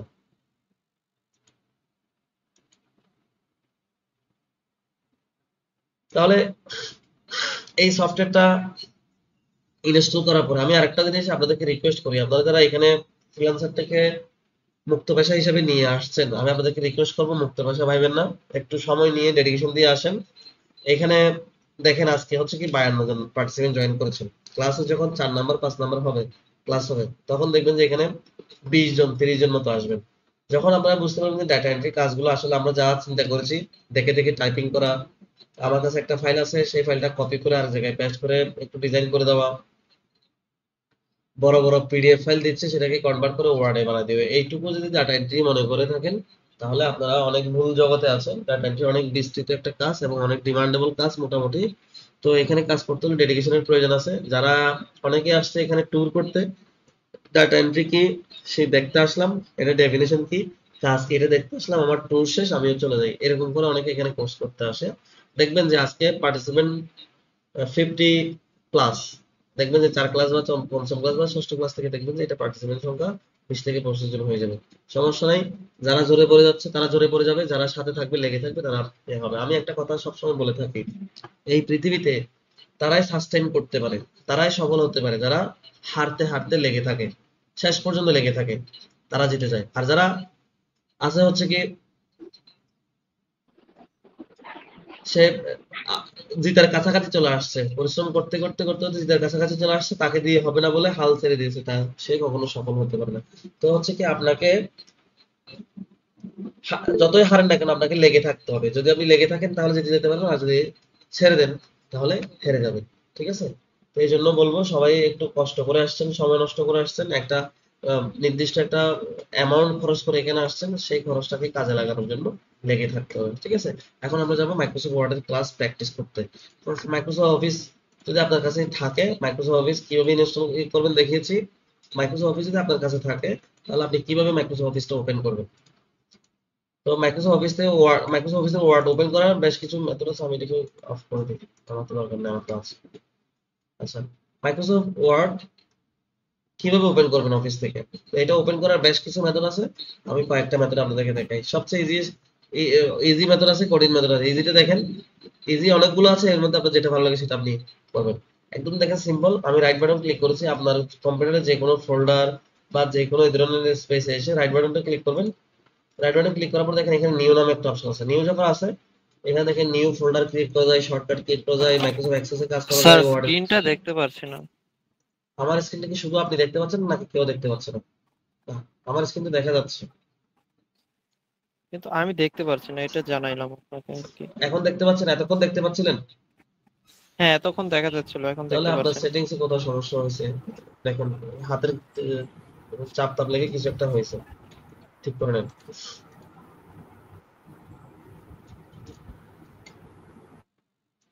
আচ্ছা, তো এইটা ওপেন করার সিস্টেম দেখে রাইট বাটন ক্লিক করেছি, নিউতে গিয়েছি, নিউতে যাওয়ার পর দেখেন এখানে নিউ ফোল্ডার আছে, বিভিন্ন অপশন আছে, এখানে দেখেন মাইক্রোসফট ওয়ার্ড ডকুমেন্ট। এটা যখন ক্লিক করবো দেখেন একটা ফাইল এখানে হয়ে গেছে। এই ফাইলটারে চাইলে আপনি এখানে নাম লিখতে পারেন, রাইট বাটন ক্লিক করার পর রিনেমে গিয়ে আপনি আপনার ইচ্ছে মতো নাম লিখে দিতে পারেন, ঠিক আছে। তো এটাকে যখন ডাবল ক্লিক করবেন, আপনি ডাবল ক্লিক করবেন অথবা এটার উপর রাইট বাটন ক্লিক করার পর ওপেনে যখন ক্লিক করবেন এই ফাইলটা ওপেন হবে। মাইক্রোসফট ওয়ার্ড আমার ওপেন হয়ে গেছে, এটাও মাইক্রোসফট ওয়ার্ডের প্ল্যাটফর্ম। আরো কিভাবে করা যায় সহজভাবে দেখেন, এইদিকে নিচে একেবারে বাম পাশে কর্নারে, বাম পাশে নিচে কর্নার দেখেন একটা স্টার্ট মেনু বা উইন্ডোর মতো একটা বাটন আছে। ওই বাটনে যখন ক্লিক করবেন আপনার কম্পিউটারের মেনু বার ওপেন হবে, মেনু ওপেন হবে। ক্লিক করেছি, মেনু ওপেন বলতে আপনার পুরো কম্পিউটারে যতগুলা অ্যাপস ইনস্টল করা হয়েছে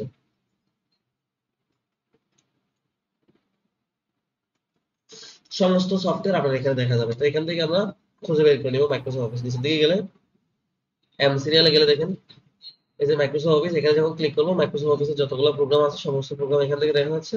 আমার যে প্রোগ্রামে কাজ করতে সেটা হচ্ছে মাইক্রোসফট ওয়ার্ড 2020। আমি যখন এখানে যখন ক্লিক করবো এটা দেখবেন যে ওপেন হয়ে যাচ্ছে। প্রথমে যেভাবে ওপেন করেছি, যে একটা ফাইল আসছিল দেখেন সেম ফাইলটা এখন এইভাবে আসছে, ঠিক আছে। তাহলে এইভাবে যেভাবে ওপেন করেন না কেন এইভাবে আসবে।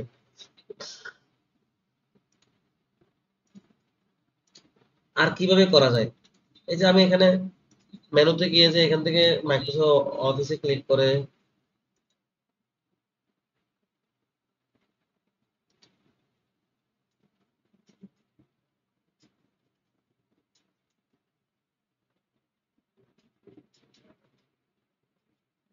এখানে যখন আমি আসবো দেখেন মাইক্রোসফট ওয়ার্ড, এটার উপর রাইট বাটন ক্লিক করার পর দেখেন এখানে একটা অপশন আছে যে মোর অপশনের সাথে যদি আমি এখানে কি করি আনপিন ফ্রম টাস্ক বার, মানে কি এই যে দেখেন এখানে একটা টাস্ক বার আছে নিচের দিকে, আপনারা অনেক কিছু দেখতে পাচ্ছেন না গুগল স্যার আমরা স্যার দেখতে পাচ্ছি না স্যার। স্যার ইয়েটা হ্যাং হয়ে আছে। কি বলেন, আমি তো প্রত্যেকটা ব্যাপার এই যে আমি আমার মোবাইল থেকে জয়েন করা স্যার অবস্থায় বুঝতেছি আছি। না, এটা কি নেটের সমস্যা হয়েছে? তাহলে আপনাদের নেটের সমস্যা হচ্ছে, দেখেন আমি আমার মোবাইলও জয়েন হয়ে আছি, আপনার আমি ক্লাসে আমি আমার মোবাইলও জয়েন হয়ে আছে, দেখবেন আপনারা খেয়াল করে দেখবেন যে আমার নাম দুইবার দেখা এখন যাচ্ছে। স্যার আপনার অডিও দেখা যায় বা অডিও শুনি, কিন্তু ভিডিও আমরা কিছু দেখি না। কেউ দেখতে পাচ্ছেন না? না ভাই, স্যার আমি তো আমরা দেখতে কয়েকজনে পাচ্ছি। আমি তো দেখতে দেখতে পাচ্ছি। পাচ্ছি। স্যার আমরা দেখতে পাচ্ছি। আমিও দেখতে পাচ্ছি। অনেকে দেখতে পাচ্ছেন, দেখতে তার মানে পাচ্ছি। যারা দেখতে পাচ্ছে না তাদের নেটওয়ার্কের সমস্যা বা অন্য কোনো সমস্যা আছে এগুলো ঠিক করে নেবেন। এখানে ম্যাক্সিমাম দেখতে দেখা পাচ্ছেন। ওনার নেট যাচ্ছে বাফারিং করছে হয়তো, ওনার নেট, নেটে আপনি নেট চেক করেন। আর আমাকে যদি শুধুমাত্র একজন ব্যক্তিও দেখতে পায় তাহলে আমার দিক থেকে 100% ক্লিয়ার। একজন ব্যক্তি যদি দেখতে পায়, আমার দিক থেকে যদি অসুবিধা থাকে তাহলে তো একজনও দেখতে পাবে না। তাহলে ধরে নেবেন আমার এখান থেকে যদি কেউ আমাকে ভালোভাবে শুনতে পায়, ভালোভাবে দেখতে পায়, তাহলে কেউ একজন দেখতে পায়, তাহলে আমারটার দিক থেকে ক্লিয়ার আছে। আপনার দিকটা ইন্টারনেটের স্পিডটা ভালো জায়গায় পাইলে এবং স্পিকারের বা কোনো সমস্যা না হলে আমাকে ভালোভাবে শুনতে পাবেন, আর ইন্টারনেট স্পিড ভালো থাকলে আমাকে ভালোভাবে দেখতে পাবেন, শুনতে পাবেন। আশা করি বুঝাতে পেরেছি। তো মাইক্রোসফট ওয়ার্ডটা দেখেন আমার এদিকে নিচে একটা আইকন আছে, এই আইকনে ক্লিক করলে মাইক্রোসফট ওয়ার্ড ওপেন হয়ে যাচ্ছে। তো এখন আমি যে এই আইকনে গিয়ে ক্লিক করে যে মাইক্রোসফট ওয়ার্ড দেখতে হবে এই জিনিসটা কিভাবে করেছি, এটা করেছি হচ্ছে কি এখানে রাইট বাটন ক্লিক করেছি, মাইক্রোসফট ওয়ার্ডে অফিসে চলে গেছি, এখান থেকে মাইক্রোসফট ওয়ার্ডে এসে রাইট বাটন ক্লিক করে দেখেন এই মোর অপশনে গিয়ে এটা যেটা আনপ্রিন্ট টু টাস্কবার লেখা আছে সেটা প্রথমে ছিল প্রিন্ট টু টাস্কবার। আমি এখানে যখন ক্লিক করেছি তখন আমার এটা এখানে চলে আসছে। যেমন আমি এখান থেকে এসে আনপ্রিন্ট করে দিলাম, ঠিক আছে। আবার এখান থেকে এসে আবার রাইট বাটন ক্লিক করার পর দেখেন মোরে ক্লিক করে দেখেন প্রিন্ট টু স্যার টাস্কবার, এটা এখন এখানে চলে আসবে। স্যার জি স্যার আপনার স্ক্রিনে এখন শুধুমাত্র এখন আমিও দেখতে পাচ্ছি না স্যার। ওই তো বললাম তো ভাই, একই কথা প্রশ্ন বারবার কেন করতেছেন? তাহলে আপনাদের নেটওয়ার্কের সমস্যা আছে। আমাকে যদি একজন স্যার ব্যক্তিও দেখতে পায়। আমি আমি তো স্যার ওয়াইফাই তো ফুল স্পিড দেওয়া, আমার ওয়াইফাই দিয়ে আছে স্যার। ফুল স্পিড কিভাবে বুঝলেন? যদি আপনার এখানে যদি দেখেন, আমি আপনাদেরকে একটা স্ক্রিনশট পাঠাচ্ছি, দেখেন আপনাদের মেসেঞ্জার গ্রুপে একটা স্ক্রিনশট পাঠাচ্ছি এবং আরো একটা স্ক্রিনশট আমি নেই, দাঁড়ান।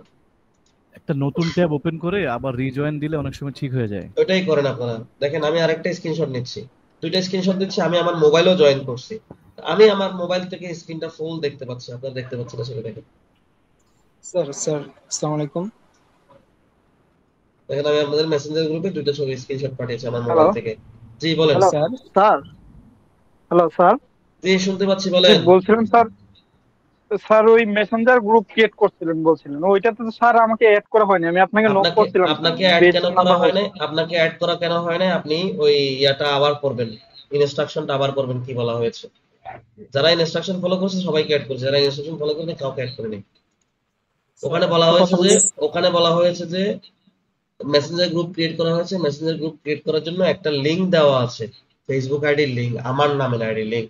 আইডি আমার নাম মেনশন করে দিয়েছি, লিংকও দিয়েছি, বলেছি যে ওই আইডিতে প্রথমত ফ্রেন্ড রিকোয়েস্ট পাঠাবেন, দেন মেসেজ করবেন, এরপরে যদি কোনোভাবে না হয় তখন কমেন্টস করবেন। আপনি মেসেজ পাঠাচ্ছেন, আমি কিভাবে পাচ্ছি? এতগুলো মেসেজের মধ্যে কিভাবে আপনাকে আমি খুঁজে বের করে নিব? আপনি ফ্রেন্ড রিকোয়েস্ট না পাঠালে এটা স্প্যামে চলে যাচ্ছে, এটা মেসেজ রিকোয়েস্ট চলে যাচ্ছে। স্যার ফলো দেখায়, স্যার আইডিটাতে ফলো দেখায়, ফ্রেন্ড রিকোয়েস্ট দেখায় না। এতদিন পর্যন্ত আপনারা এইটুকু ফেসবুক ব্যবহার করতেছেন, এইটুকু ব্যাপারটা জানেন না যে যদি আইডিটা যদি পেজের মতো করে ক্রিয়েট করা থাকে, ওখানে একটা অপশন থাকে, থ্রি ডট একটা অপশন থাকে, যে এদিকে একটা থ্রি ডট অপশন থাকে, থ্রি ডটে ক্লিক করলে যে অ্যাড ফ্রেন্ড এর অপশনটা পাওয়া যায়। কিন্তু হচ্ছে না তো স্যার। কেন হবে না? স্যার ওখানে গিয়ে দেখেন অলরেডি সবারটা হয়ে গেছে, আপনাদের তো কেন হবে না? এই যে আমি এখানে কতজনের এই যে মেসেঞ্জার গ্রুপে এখানে যে পার্টিসিপেন্ট সংখ্যা আপনাদেরকে দেখাই, আমি ওইভাবে দিয়েছি স্যার, বাট এড ফ্রেন্ড হচ্ছে না। দেখেন পার্টিসিপেন্টের সংখ্যা দেখছেন মেসেঞ্জার গ্রুপে? এখানে 30 জনের প্লাস, 30 জন 40 জনের উপরে জয়েন হয়ে গেছে। তো সবাই পারছে, আপনি কেন পারবেন না? আবার ট্রাই করে দেখেন। আচ্ছা স্যার, আবার এড করব তাহলে আপনাকে। জি স্যার। স্যার আমি মাত্র আপনাকে স্যার ফ্রেন্ড রিকোয়েস্ট দিয়ে মেসেজ রিকোয়েস্ট দিয়েছি স্যার। ঠিক আছে, ক্লাসের পরে অ্যাড করে নিব। এখন এগুলো অ্যাড করতে গেলে ক্লাসের টপিক মিস করে ফেলতেছি, ক্লাসের সময় নষ্ট হয়ে যাচ্ছে। স্যার একটা কথা ছিল। জি স্যার আমি আমার ফোন এবং পিসি দুইটা থেকেই আমি আপনার ক্লাসে জয়েন করে আছি। ফোনে কিছুক্ষণ পর পর স্ক্রিনটা অফ হয়ে যায়, হ্যাং হয়ে যায়, আসে না, কিন্তু পিসি তো নরমালি চলতেছে। আমি যদি ফোনে কলটা কেটে দিয়ে আবার জয়েন করি তাহলে ঠিক হচ্ছে, আবার মিনিট খানেক থেকে আবার চলে যাচ্ছে। তাহলে কি বোঝাচ্ছে? আপনার ফোনের কনফিগারেশন হয়তো ভালো না, বা ফোনে আপনার ভালো ইন্টারনেট টানতে পারতেছে না। হ্যাঁ এই প্রবলেমটা সবাই বলতেছে, তো একটা সলিউশন একটা অ্যানসার দিন আমাকে। হয়তো আমার ফোনে আমি আমার ফোনে দেখতে পাচ্ছি, আমি আমার খুব সুন্দর আপনাদের একটা স্ক্রিনশট পাঠিয়েছি, যারা মেসেঞ্জার গ্রুপ আছে দেখেন।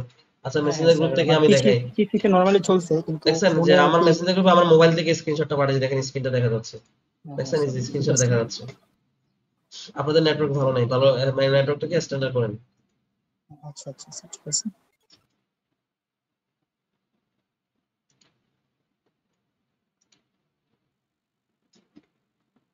ওকে, তো দেখেন মাইক্রোসফট ওয়ার্ড তাহলে ওপেন করার বিভিন্ন মেথড আপনাদেরকে দেখিয়েছি। এই মেথড থেকে আমি এইখানে মাইক্রোসফট ওয়ার্ড ওপেন করলাম। মাইক্রোসফট ওয়ার্ড ওপেন করার পর আমরা এখানে মাইক্রোসফট ওয়ার্ডের সম্পর্কে কিছু পরিচিতি নিব, দেন আমরা এখানে প্র্যাকটিক্যাল কাজ দেখার চেষ্টা করব। সো মাইক্রোসফট ওয়ার্ড ওপেন করেছি। মাইক্রোসফট ওয়ার্ড সম্পর্কে কিছুটা পরিচিতির মধ্যে হচ্ছে কি, উপরে দেখেন একটা বার দেখা যাচ্ছে যেখানে লেখা আছে ডকুমেন্ট 1। এই বারটাকে কি বলা হয় এটা যদি আপনাদেরকে জিজ্ঞেস করি, আপনারা অনেকেই স্যার জি স্যার আমি আমার মাইক্রোসফট ওয়ার্ডে আর কি আপনার কাজ করতে পারছি না স্যার, এটা ওপেন হওয়ার পর আর কি ব্ল্যাঙ্ক দেখাচ্ছে। আপনারা একটু প্রশ্নগুলো পরে করেন, ক্লাসের পরে। মাঝখানে প্রশ্ন করলে তো আমি টপিক হারাই গেল। আপনারা ক্লাসের শেষের দিকে প্রশ্ন করবেন, আপনাদেরকে প্রশ্ন করার সুযোগ দেওয়া হবে। মাঝখানে প্রশ্ন করলে আমার যে ক্লাসের করার যে একটা রিদম থাকে, সেই রিদমটা আমি হারাই ফেলি। টপিকটা যে টপিক নিয়ে আমি কথা বলতে চাই সেই টপিকটার মাঝখানে ইন্টারাপ্ট হয়ে যায়। সমস্ত পার্টিসিপেন্টের প্রশ্নের অ্যান্সার করা হবে ক্লাসের শেষে, আপনি প্রশ্নগুলো করবেন। ঠিক আছে, ধন্যবাদ। আচ্ছা দেখেন উপরে যে বারটা দেখা যাচ্ছে যেখানে লেখা আছে ডকুমেন্ট 1, এই ডকুমেন্ট 1 লেখা যে বারটা লাল বারটা দেখা যাচ্ছে, সবার গুলো যে লাল বার হবে সেরকম না, কালার বিভিন্ন রকম হতে পারে। এই বারটাকে কি বলা হয় সেটা যদি আপনাদের কাছে জিজ্ঞেস করা হয়, অনেকেই অনেক রকম অ্যান্সার করবেন। টাইটেল বার বলা হয়, এসএমএস বার বলা হয়, মেনু বার বলা হয়, অনেকে অনেক রকম বলবেন, কিন্তু প্রকৃতপক্ষে এটা হচ্ছে কি টাইটেল বার। এটাকে টাইটেল কেন বার কেন বলা হয়, কারণ হচ্ছে কি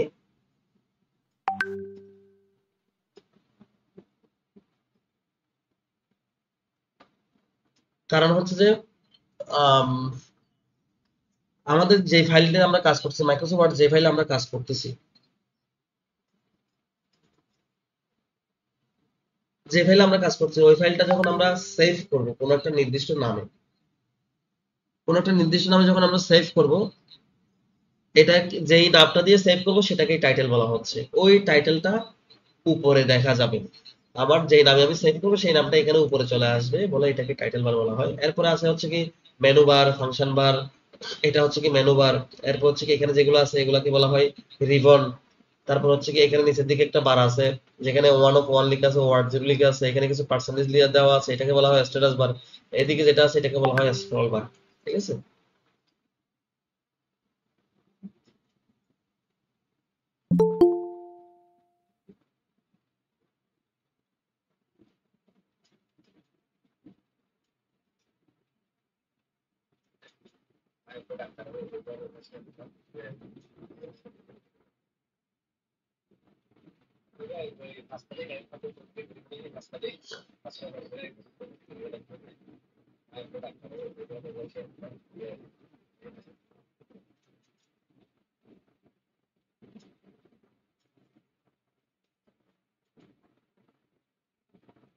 আচ্ছা। সো আমরা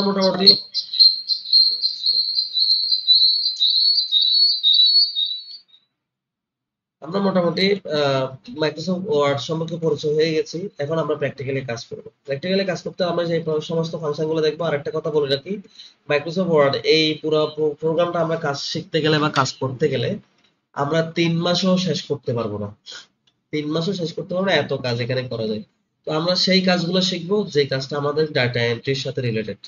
আমরা ডাটা এন্ট্রি ক্যাটাগরিতে কাজ করতে আসছি, ডাটা এন্ট্রি ক্যাটাগরিতে কাজ করতে গিয়ে যা যা আমাদের প্রয়োজন হবে সেটাই শিখবো। অন্য কিছু শিখতে গিয়ে সময় নষ্ট করবো না। আর অন্য কিছু এসে শিখতে গেলে আমরা ওই যে জাহাজ চালাতে গিয়ে আদার খবর নেওয়ার মতো হবে। আমি একটু উল্টা করে বলছি, ঠিক আছে?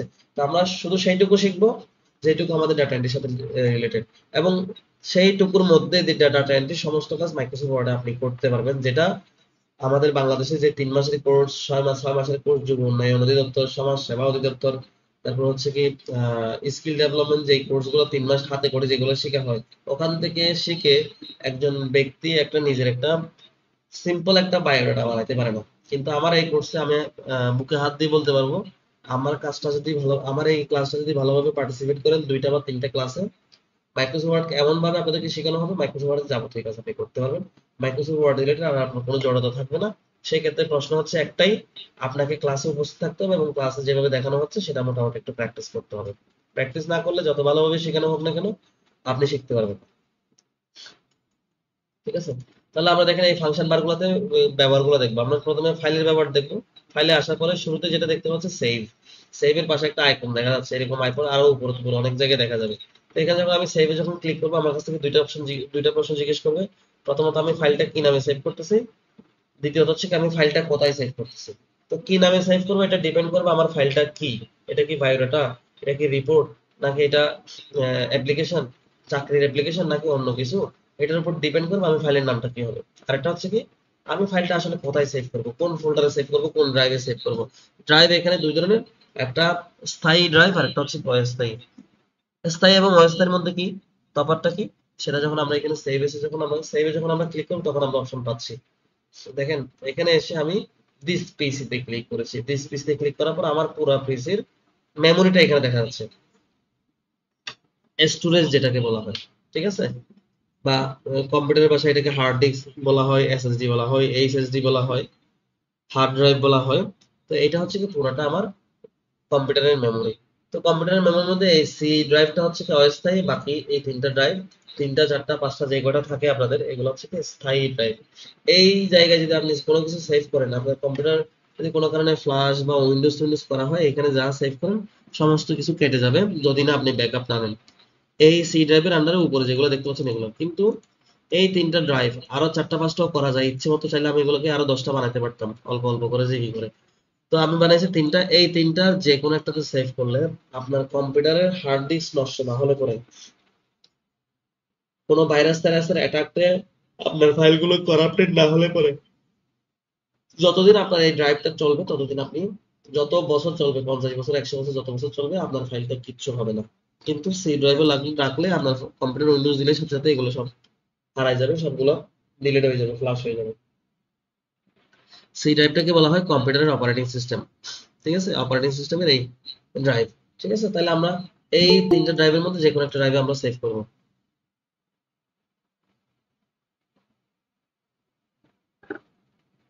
ঠিক আছে, তো আমি এখানে এই ড্রাইভে সেভ করব, ডকুমেন্ট অ্যাপ, তারপর এখানে দেখেন প্রজেক্ট ডিজিটাল আইটি ইনস্টিটিউট, এখানে এসে আমি সেভ করব। তো এখানে এসে দেখেন কতগুলো বেসের ফোল্ডার আপনারা দেখতে পাচ্ছেন, এগুলো সবগুলো বেস আমি কমপ্লিট করেছি।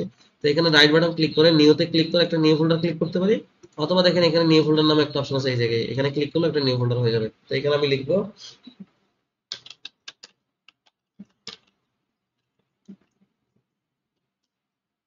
ঠিক আছে, ডাটা ইন্টারফেস 400 দিয়েছি, এটা দেখেন এই ফোল্ডারটা হয়ে গেছে। এটাকে ডাবল ক্লিক করলে ফোল্ডারটা ওপেন হবে। এখানে এসে আমি আমার ওই ফাইলের নামটা লিখতে, দেখেন ফাইল নেম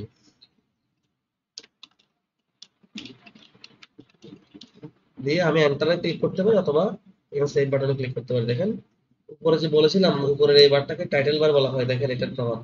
আমি এখন আমার এই ফাইলটার নাম যে টাইটেলটা দিয়েছি সেই টাইটেলটা উপরে দেখা যাচ্ছে, এটাকে টাইটেল বার বলা হয়। ঠিক আছে, নিচে একটা বার আছে, দেখেন স্ট্যাটাস বার বলা হয় এটাকে। এটাকে স্ট্যাটাস বার কেন বলা হয়, দেখেন আমার এই পুরো ডকুমেন্টের স্ট্যাটাস এই নিচে দেখা যায় বলে এটাকে স্ট্যাটাস বলা হয়। দেখেন কিরকম, এখানে দেখা যাচ্ছে পেজ 1 অফ 1,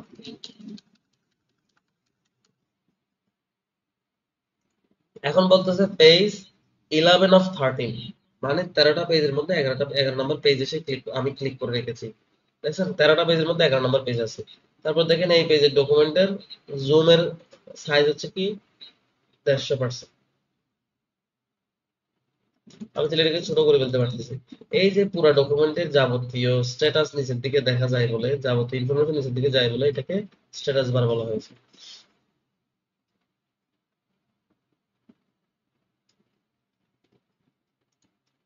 ঠিক আছে, তো এখন আমি ফাইলটা তো সেভ করেছি, সেভ করার শর্টকাট কিছু মেথড আছে, আমরা শর্টকাট কিছু মেথড শিখবো।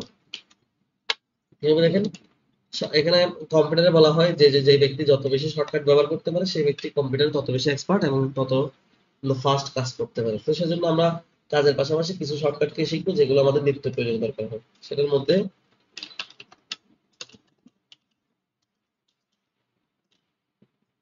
প্রথমটা হচ্ছে কি,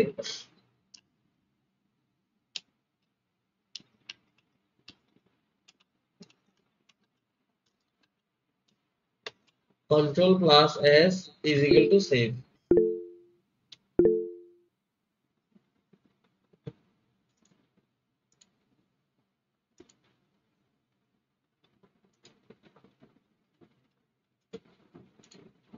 ঠিক আছে, এরপর আসবো ফাইলের পর দেখে একটা সেভ এজ আসছে। সেভ এজটা কি, সেভ এজটা হচ্ছে কি আমার এই যে ফাইলটা আছে, আমি এখন যে ফাইলটা করেছি,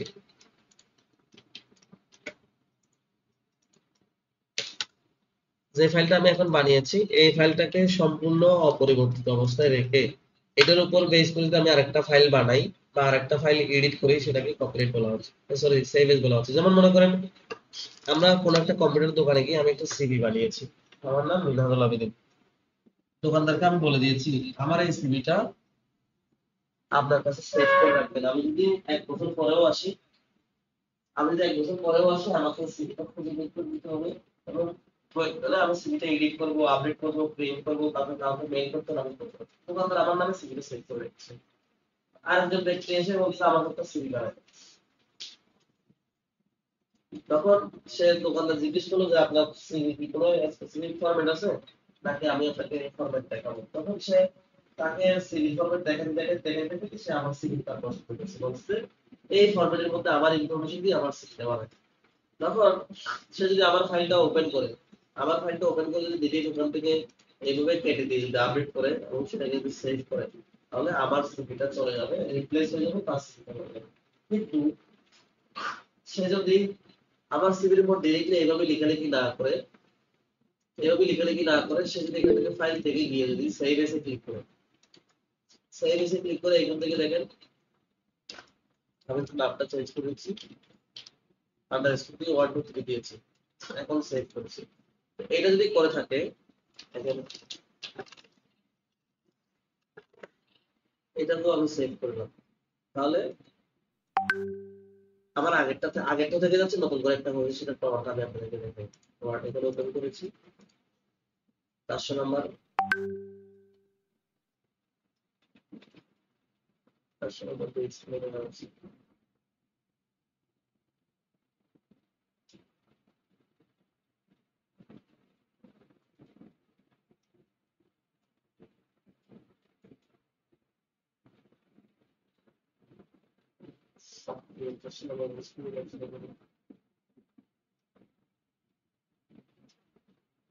এই ফোল্ডারে ওপেন করে নিই 400 নাম্বার পেজ।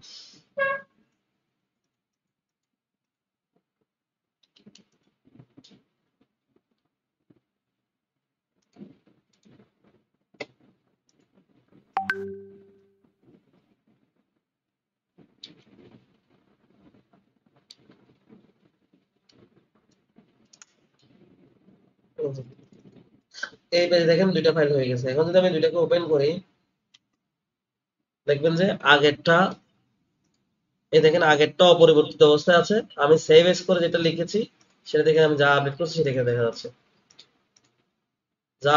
এখানে দেখা যাচ্ছে। তার মানে বোঝাচ্ছে সেভ এস মানে হচ্ছে কি, আপনার একটা স্পেসিফিক ফাইল সম্পূর্ণ অপরিবর্তিত অবস্থায় রেখে এটার মতো করে আরেকটা ফাইল বানিয়ে সেটাতে আপনি প্রয়োজনীয় এডিট করে প্রয়োজন মতো আপডেট করে নেওয়ার পুরো প্রসেসটাকে বলা হচ্ছে কি save S.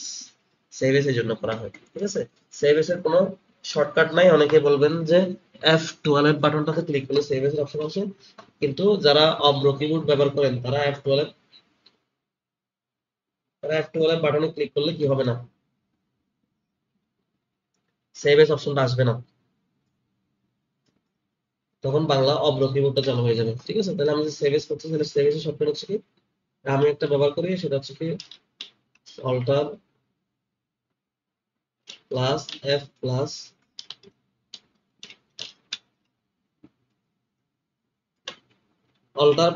F plus A তে ক্লিক করলে সেভ এস। আচ্ছা, এরপর আসি ওপেন মানে কি, ওপেন মানে হচ্ছে কি আমার আগে কোনো একটা ফাইল, মাইক্রোসফট ওয়ার্ডের ফাইল আমি এখানে কাজ করে সেভ করে রাখছিলাম, আমার এখন ওই ফাইলটা আমার আবার দরকার, আমি এখানে গিয়ে ওপেনে ক্লিক করে আমার সেই ফাইলটা আমি ওপেন করতে হবে। দেখেন ক্লাস প্র্যাকটিস 1 2 3 আমি এই ফাইলটা ওপেন করতে হচ্ছে, ডাবল ক্লিক করছি, ওপেন হয়ে গেছে দেখেন, ঠিক আছে। আগের কোনো ফাইল সেভ করে রেখেছি, সেটা আমার একটু প্রয়োজন আছে, তখন আমি ওপেন করছিলাম, আমাকে এইভাবে ওপেন করতে হবে। আরো কয়েকটা মেথড আছে, এগুলো আমরা আস্তে আস্তে শিখবেন। তারপর ফাইলে ওপেনের শর্টকাট হচ্ছে কি,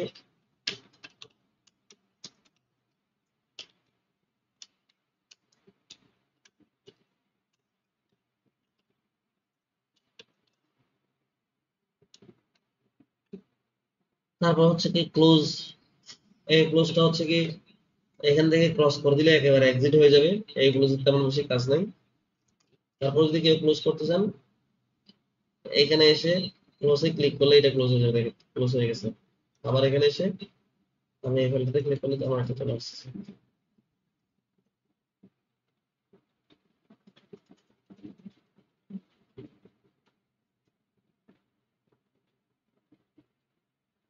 এরপর আসি ক্লোজের পরে, ক্লোজের শর্টকাট যদি আমরা করতে চাই কন্ট্রোল প্লাস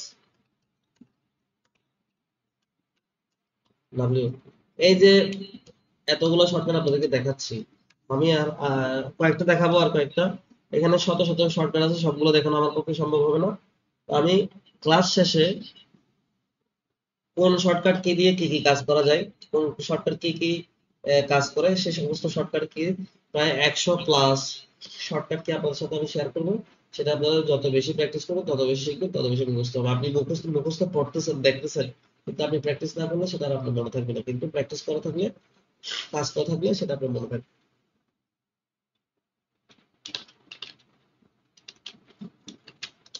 প্র্যাকটিস করবেন। তো শর্টকাট কিগুলো আমি দিয়ে দিব ক্লাসের পরে। তারপরে একটু হচ্ছে ইনফো। ইনফো মানে হচ্ছে কি আমি যে ফাইলটা এখন ওপেন করে কাজ করতেছি সেই ফাইল সম্পর্কে কিছু তথ্য।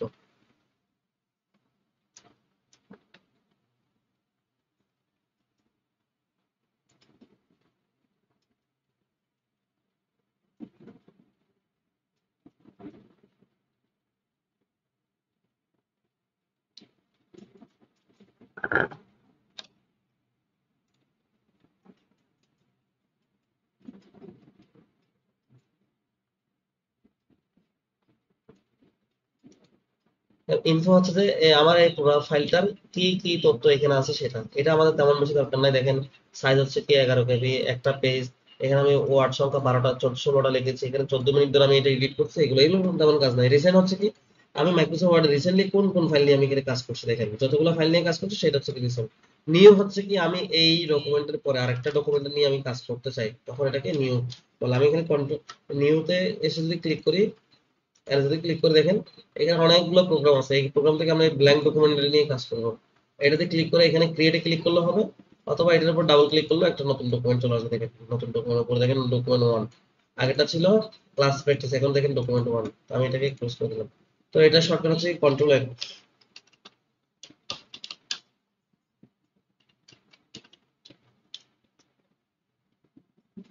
কন্ট্রোল এনে ক্লিক করলে নতুন ডকুমেন্ট হয়ে যাবে। এরপর দেখেন প্রিন্ট।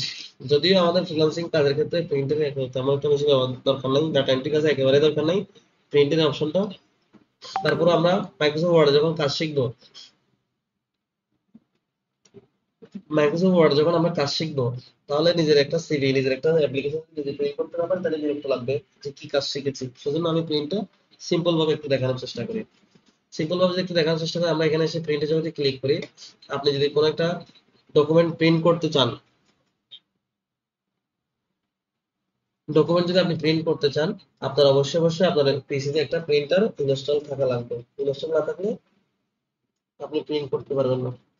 ইনস্টল থাকা লাগবে, ওই প্রিন্টারটা আপনার পিসির সাথে কানেক্টেড থাকা লাগবে। ঠিক আছে? তো প্রিন্টার যেটা ইনস্টল করবে সেটার নাম এখানে দেখা যাবে। এখান থেকে সেই প্রিন্টারটাকে সিলেক্ট করবেন। এরপরে এখন যদি প্রিন্টে ক্লিক করেন, আমার এখানে যতগুলো পেজ আছে সবগুলো পেজ প্রিন্ট হয়ে যাবে। ঠিক আছে? যদি চাই আমি প্রত্যেকটা কপিকে এখানে বাড়াতে চাই, আমি 3 কপি করে নিতে চাই, এখানে 3। উপরের দিকে ক্লিক করলে বাড়বে, নিচের দিকে ক্লিক করলে কমবে। আমি যদি এখানে 10, আবার যদি আমি চাই উপরের দিকে কমানো বাড়ানো না করে, আমি ডিরেক্টলি এখানে ক্লিক সিলেক্ট করার পরে আমি এটাকে 10, 15, 50 যা কিছু লিখে দেবো। 50 লিখে দিয়েছি। এখানে প্রিন্ট করলে এখানে একটা পেজ আছে, এই একটা পেজ 50 কপি প্রিন্ট হবে।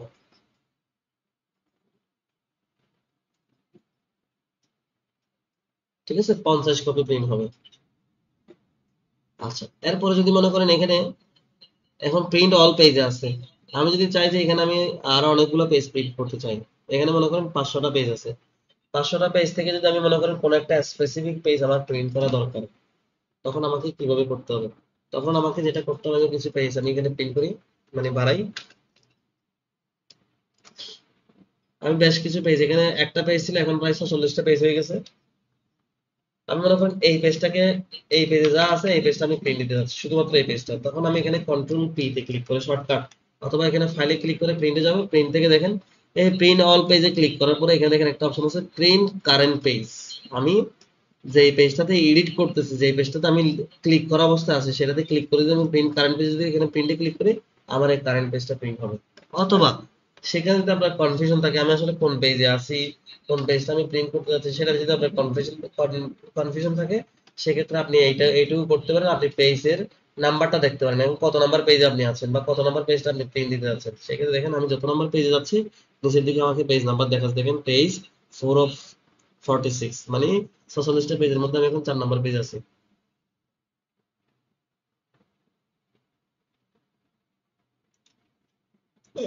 এখন দেখেন 9 নাম্বার পেজ। সেক্ষেত্রে আমি 9 নাম্বার পেজে যদি প্রিন্ট করতে কিভাবে দিব? কন্ট্রোল পি তে ক্লিক করে বা প্রিন্টের অপশনে এসে, এখান থেকে প্রিন্টের অপশনে এসে এই দেখেন এই যে পেজ, এই ঘরেতে আমি লাইন লিখে দিব। লাইন লিখে দিয়ে যদি আমি এখানে প্রিন্টে ক্লিক করি, দেখেন কাস্টম প্রিন্ট কাস্টম রেঞ্জ। ঠিক আছে? 9 লিখে যদি আমি প্রিন্টে ক্লিক করবো, এই 9 নম্বর পেজটা এখানে 50 দেওয়া থাকলে 50 বার প্রিন্ট হবে। আর আপনি যদি এটাকে আমি 1 করে দিই, শুধুমাত্র একবার প্রিন্ট হবে। ঠিক আছে? বুঝতে পেরেছি?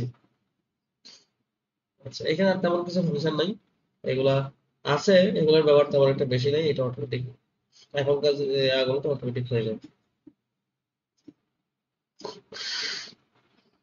এরপর সেভ এন্ড সেন্ড এর তেমন কিছু ব্যবহার নাই। অপশন অপশনের তেমন বেশি ব্যবহার নাই।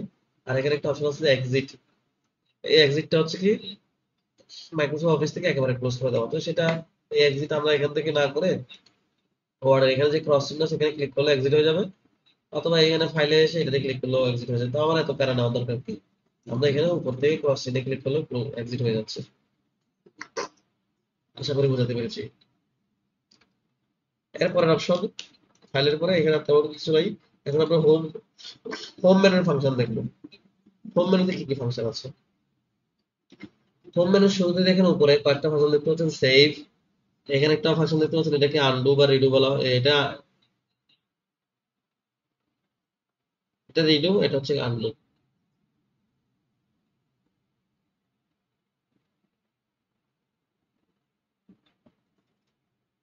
হোম মেনু যখন আসছে দেখেন উপরে একটা সেভ এর অপশন আছে, এটা তো আমরা বুঝছি। এদিকে একটা অপশন আছে, এদিকে একটা অপশন আছে। এগুলো কি, এই আইকন গুলো কি? এই আইকন গুলো হচ্ছে কি আনডু এবং রিডুর ব্যবহার। আনডু এবং রিডু জিনিসটা কি, মনে করেন আমি এখানে একটা লাইন আমি লিখেছি, ঠিক আছে, আমার কেন জানি মনে হলো যে এই লাইনটা আমার দরকার নেই। আমার কেন জানি মনে হয়েছে যে এই লাইনটা আমার দরকার নাই। আপনি তখন কি একটা একটা একটা করে সবগুলো কাটবেন? সবগুলো না কেটে দেখেন এখানে আন্ডু নামে একটা অপশন আছে, আমি একটু ক্লিক করছি, দেখে সবগুলো চলে গেছে। আমার পরক্ষণে আপনার মনে হলো যে না, আমি যেটা করেছি সেটা আমার দরকার আছে, আমি যে কেটে কেটে ফেলে সেটা আমার দরকার আছে। আবার যদি সেটা নিয়ে আনতে চান তখন আপনাকে এখানে রিভিউতে ক্লিক করতে হবে। হ্যাঁ, কত না ভালো হইতো যদি মানুষের জীবনে আন্ডু এবং রিডু করার অপশন থাকতো। কোন একটা কাজ করে ফেলেছি, আমি এটা ভুল করে, সেটা আমার দরকার নেই, আমি আন্ডু করে ফেলছি, চলে গেছে কাজটা, আবার হয়ে গেছে,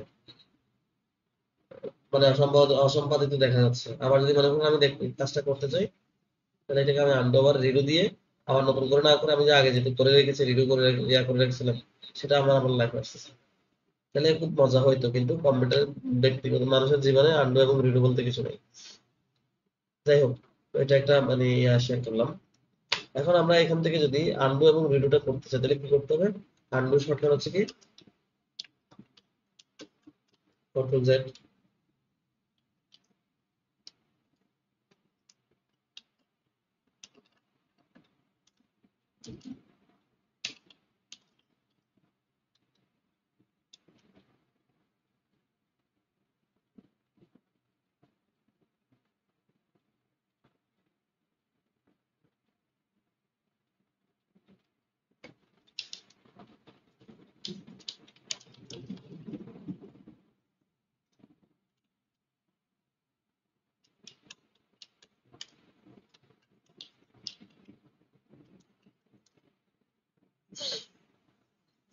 এরপর দেখেন এখানে কপি পেস্ট অপশন আছে। দেখেন কপি এবং কাট জিনিসটা দেখা যাচ্ছে না, ঝাপসা হয়ে আছে। কেন দেখা যাচ্ছে না?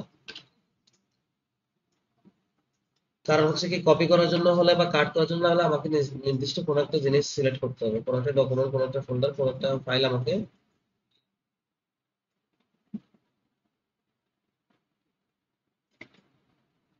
তো আমরা যখন কোনো একটা জিনিস সিলেক্ট করবো, এটা সিলেক্ট করার পরে তখন দেখুন কপি এবং কার্ডের অপশন আসছে। কিছু সিলেক্ট না করলে কপি এবং কার্ডের অপশনটা আসবে না। তো কপি কি কার্ড কি?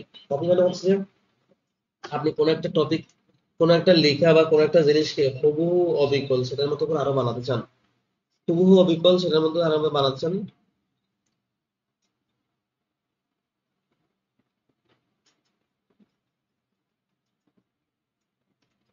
কপিটা হচ্ছে কি আমি যেটা কোন একটা লেখাকে হুবহু আমি আরেক জায়গায় আরেকটা বানাতে চাইলে, কোন একটা ডকুমেন্টকে হুবহু এটার মতো আরেকটা বানাতে চাইলে সেটা কপি। আর মুভ মানে হচ্ছে কি আপনি এখান থেকে একেবারে হস্তান্তর হয়ে যাওয়া, একেবারেই কি হয়ে যাওয়া, মুভ হয়ে যাওয়া। ঠিক আছে, মুভ হয়ে গেলে আমি যেখান থেকে সেটাকে হস্তান্তর করে অন্য জায়গায় নিয়ে যাচ্ছি, আগে যেখান থেকে নিয়ে যাচ্ছিলাম সেখানে আর থাকবে না, মুভ একেবারে সরে যাবে। ঠিক আছে। তো আমরা যদি কপি করতে চাই, আমি মনে করেন এই লাইনটা নিচের সিঙ্গেল এই লাইনটাকে আমি কপি করলাম, নিচের দিকে চলে গেলাম। আমি যেটা কপি করছি সেটার মতো আমি আরেকটা বানাতে চাই, আরেকটা করতে চাই, সেটা যদি করতে হয় তখন আপনাকে এখানে পেস্টে ক্লিক করতে হবে।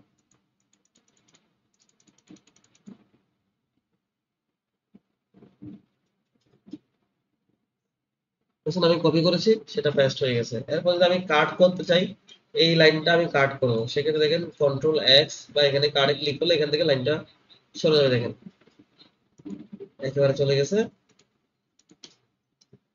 আমি এখানে এসে পেস্ট করতে দেখেন, পেস্টে ক্লিক করছি, আমি যেটা কপি করছি সেটাই এখানে চলে আসছে। ঠিক আছে, তো কপি প্যাডের শর্টকাট কি?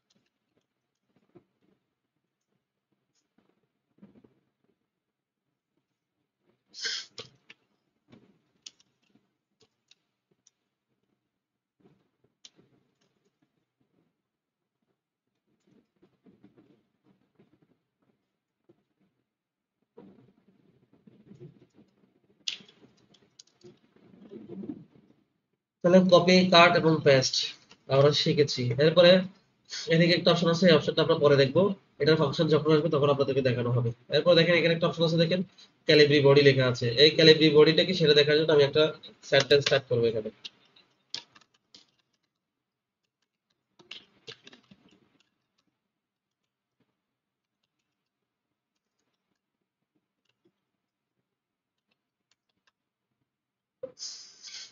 স্পেলিংটাকে আমি একটু বড় করে দিচ্ছি দেখেন।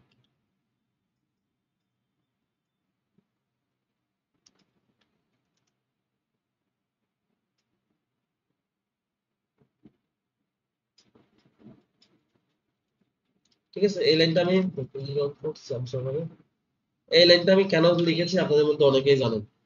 এটা এমন একটা সেন্টেন্স, এই সেন্টেন্সটা কেন লিখেছি আপনারা অনেকে জানেন। এটা এমন একটা সেন্টেন্স যে সেন্টেন্সটা ইংলিশ অ্যালফাবেটের যে অক্ষরগুলো আছে, লেটার গুলো আছে, প্রত্যেকটা লেটার এ থেকে জেড পর্যন্ত প্রত্যেকটা লেটার এই সেন্টেন্সটার মধ্যে আছে। একটা সেন্টেন্সে সবগুলা সেন্টেন্স কি আছে, লেটার আছে। সেজন্য এই আপনি যদি কিবোর্ড মুখস্থ করে যদি টাইপিং স্পিড বাড়াতে চান, সেক্ষেত্রে আপনাকে এই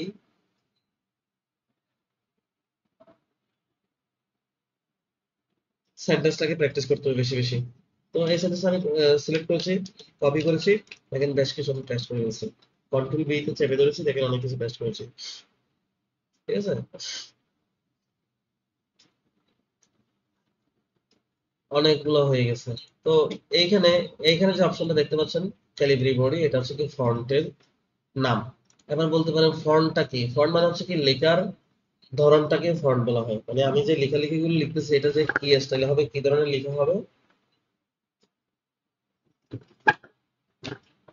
এটাকে ফন্ট বলা হচ্ছে। তো এটার প্রমাণ, এটার যদি আমি প্র্যাকটিক্যাল দেখতে চাই, লেখার ধরনটাকে আমি এখান থেকে ফন্ট চেঞ্জ করবো, লেখার স্টাইলটা পাল্টা ফেলতে পারবো। দেখুন আমার বর্তমান লেখা যেটা আছে সেটা উপরটা দেখেন কিরকম, এটা দেখেন কিরকম। আমি একটা ফন্ট চেঞ্জ করতেছি, লেখার ধরনটা চেঞ্জ হয়ে গেছে। এটাকে সিলেক্ট করলাম, এখান থেকে এসে এই ফন্টটা দিলাম, দেখেন এখন লেখা কিরকম হয়ে গেছে। এটা দেখুন কিরকম হয়ে গেছে।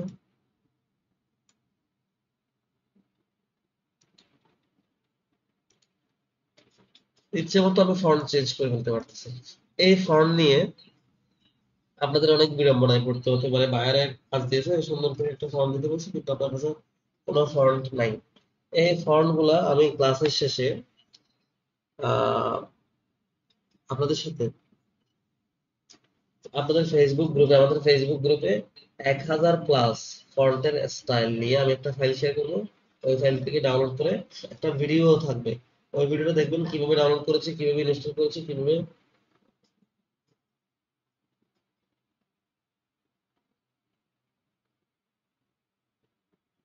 সবকিছু ওই ভিডিওর মধ্যে দেখানো হবে। ফন্টগুলো কিভাবে ইনস্টল ডাউনলোড করেছে, কিভাবে ইনস্টল করেছে এবং কিভাবে চেক করেছে, ব্যবহার কিভাবে করছে, সমস্ত কিছু ওই ভিডিওর মধ্যে থাকবে। আমি একটা ফাইল দিয়ে দিব, ওই ফাইল থেকে ডাউনলোড করবেন, ভিডিওটা দেখবেন।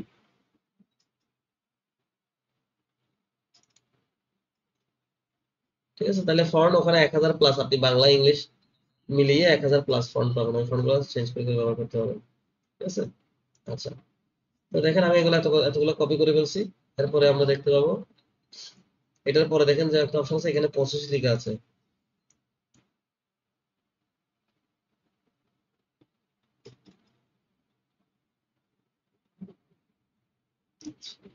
তো এই লাইনের পাশে দেখেন একটা কি আছে, সংখ্যা দেখতে পাচ্ছি, এটাকে 25 দেখতে পাচ্ছি। এই 25 সংখ্যাটা কি? 25 হচ্ছে কি আমার লিখার সাইজ। লিখার সাইজ এখানে যে লেখাটা আছে, এই লেখার সাইজ হচ্ছে কি 25। এখানে যেটা আছে এটা 25 আছে দেখেন। কিন্তু স্ট্যান্ডার্ড সাইজটা কি? স্ট্যান্ডার্ড সাইজ হচ্ছে কি লিখার বাংলা ইংলিশ যেটাই লিখেন না কোনো, অফিসিয়াল ফরম্যাটে আপনি লিখতে চান, আপনার লেখার সাইজ হবে 12 থেকে 14। 12 থেকে 14 সাইজটা হচ্ছে কি একেবারে অফিসিয়াল একটা ফরম্যাটে লিখা।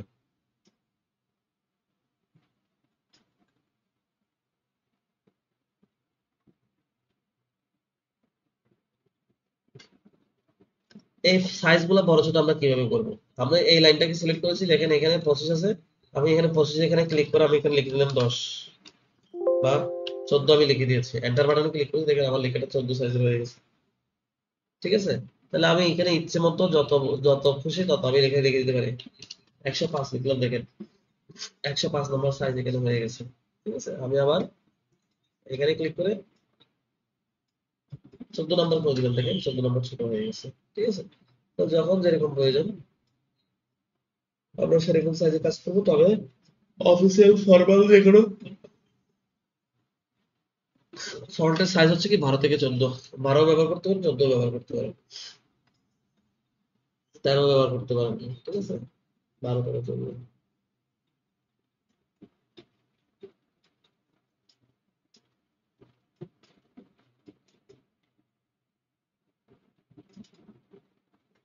এরপরে ফন্টের সাইজ বড় ছোট করার অনেকগুলো মেথড আছে। দেখেন এখানে একটা ড্রপ ডাউন বাটন আছে, এখান থেকে দেখে আপনি ইচ্ছে মতো বড় ছোট করতে পারবেন। দেখেন আমি এখানে একটা 48 সাইজ করে দিয়েছি। আবার এখানে ক্লিক করেছি বর্ডারে বা ইয়াতে, সেখানে এসে দেখেন 72 নম্বর সাইজে ক্লিক করছি, দেখেন এটা 72 নম্বর সাইজ।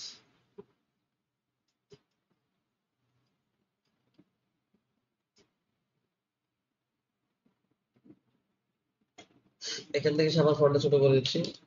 ঠিক আছে, এরপরে ফন্ট বড় ছোট করার জন্য আরো শর্টকাট আছে। কন্ট্রোল চেপে ধরে আপনার কিবোর্ডের ব্যাক স্পেসের নিচে দেখেন সেকেন্ড ব্র্যাকেট এবং থার্ড ব্র্যাকেটের দুইটা বাটন আছে। একটা বাটনে ক্লিক করলে আপনার লেখার সাইজ গুলো বাড়বে, আর একটা বাটনে ক্লিক করলে লেখার সাইজ গুলো ছোট হবে।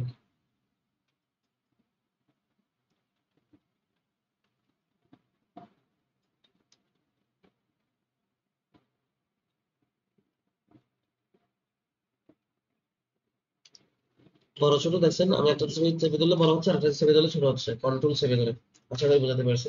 আচ্ছা, আপনারা একটু খেয়াল করছেন কিনা জানি না, আমি ক্লাসে কনসেন্ট্রেশন হারাই ফেলতেছি। আজকে একটু প্রচুর টায়ার্ড, ডিউটিতে একটু খুব বেশি প্রেশার ছিল আমার জব ডিউটিতে। তো একটু টায়ার্ড আছি, সেজন্য আমি কনসেন্ট্রেশন লুজ করে ফেলতেছি এবং আমার একটু ঠান্ডা লেগেছে, আমার নাকের আওয়াজ আপনারা হয়তো বুঝতে পারতেছেন একটু ইয়া করতেছি। আজকে ক্লাসটা আমি এখানে শেষ করব, ক্লাসের শেষের দিকেও প্রায় চলে আসছি। ক্লাস শেষ করার আগে যদি আপনাদের কারো কোনো কোয়েশ্চেন থাকে, কোনো সাজেশন থাকে, বা এইভাবে করেন, এটা করেন, বা এটা করলে একটু ভালো হয়, এই ধরনের কোনো সাজেশন থাকে, বা কেউ কিছু জানতে চান, তাহলে জিজ্ঞেস করুন, না হলে ক্লাসটা আজকে আমি এখানে শেষ করবো। কারো যদি কোনো কিছু জানতে ইচ্ছে করে, কোনো কিছু জানতে চান, জানার থাকে, মাইক অন করে বলতে পারেন বা হ্যান্ড রেজ করে বলতে পারেন, আমি কথা বলার সুযোগ দিচ্ছি। মাইক অন করে বলেন কারো কোনো প্রশ্ন থাকলে, কারো কিছু জানার থাকে।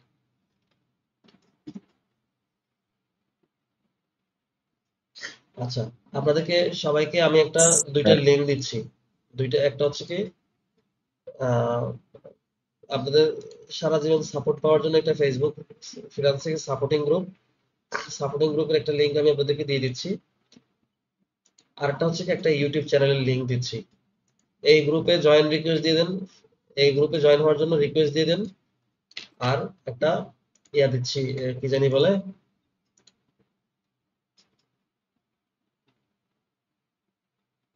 স্যার স্যার মেসেঞ্জার গ্রুপে দিয়ে একটা দিচ্ছি। জি বলেন। স্যার একটা বিষয় বলা ছিল, এটা হচ্ছে স্যার আপনাকে ফ্রেন্ড রিকোয়েস্ট পাঠাইছি তিনটা ডটের ওখানে যাইয়া, কিন্তু রিকোয়েস্ট দিলে রিকোয়েস্টেড আসার একটু পরেই মানে 1 সেকেন্ডের ভিতরে আবার রিকোয়েস্টেডটা কাইটা যায়। ঠিক আছে, আমি কিন্তু দেখে স্যার নিব। আপনার মেসেজে স্যার মানে আপনার মেসেজে রিকোয়েস্ট দিয়ে রাখছেন শাকিল হুসাইন, যে আমাকে মেসেঞ্জার গ্রুপে যদি একটু অ্যাড করতেন স্যার। ঠিক আছে, করে নিব। জি স্যার, সেম প্রবলেম আমিও ফেস করতেছি। আমি ওটা ওই আমাদের যে গ্রুপে কমেন্ট করে স্ক্রিনশট করে ওটা কমেন্টে দিয়ে দিচ্ছি। স্যার একটু দেখেন, আমিও অ্যাড করতে পারতেছি না আপনাকে, অনেক চেষ্টা করছি।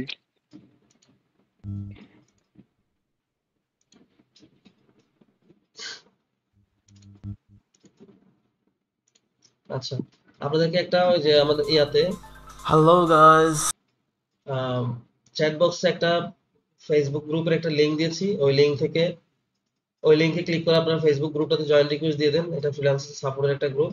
আর একটা আমি ইউটিউবের চ্যানেলের লিংক দিচ্ছি। এই চ্যানেলটা সবাই সাবস্ক্রাইব করে রাখেন। এখান থেকে আপনারা সমস্ত ইনফরমেশন পাবেন এবং আমাদের যাবতীয় কোর্স শেষ হওয়ার পরও যাবতীয় আপডেট এই চ্যানেলে পেয়ে যাবেন। তাহলে চ্যানেলটাতে সাবস্ক্রাইব করে রাখবেন আর ফেসবুক গ্রুপটাতে রিকোয়েস্ট দিয়ে রাখবেন, আমি সবাইকে অ্যাড করে দিব। ঠিক আছে? আর যদি কারো কোনো কোয়েশ্চেন থাকে করেন, না হলে আজকে ক্লাসটা আমরা এখানে শেষ করব।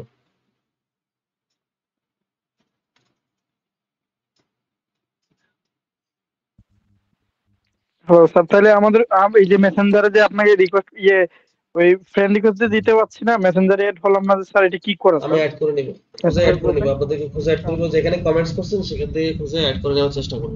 তারপরে না পারলে জানাবো। আচ্ছা ঠিক আছে, okay sir, okay sir, thank you. আর কার কোনো কোয়েশ্চেনস থাকলে একটু করেন, না হলে আমরা ক্লাসটা আজকে এখানে রাখার চিন্তা ভাবনা করতেছি। জি স্যার, শেষ করে ফেলেন, যেহেতু আপনি অসুস্থ স্যার, শেষ করে ফেললে ঠিক আছে, better। তাহলে আর কোনো প্রশ্ন দেখতে পাচ্ছি না। সবাই ভালো থাকবেন, সুস্থ থাকবেন। দেখা হচ্ছে আপনাদের সাথে পরবর্তী ক্লাসে। আসসালামু আলাইকুম ওয়া রাহমাতুল্লাহ।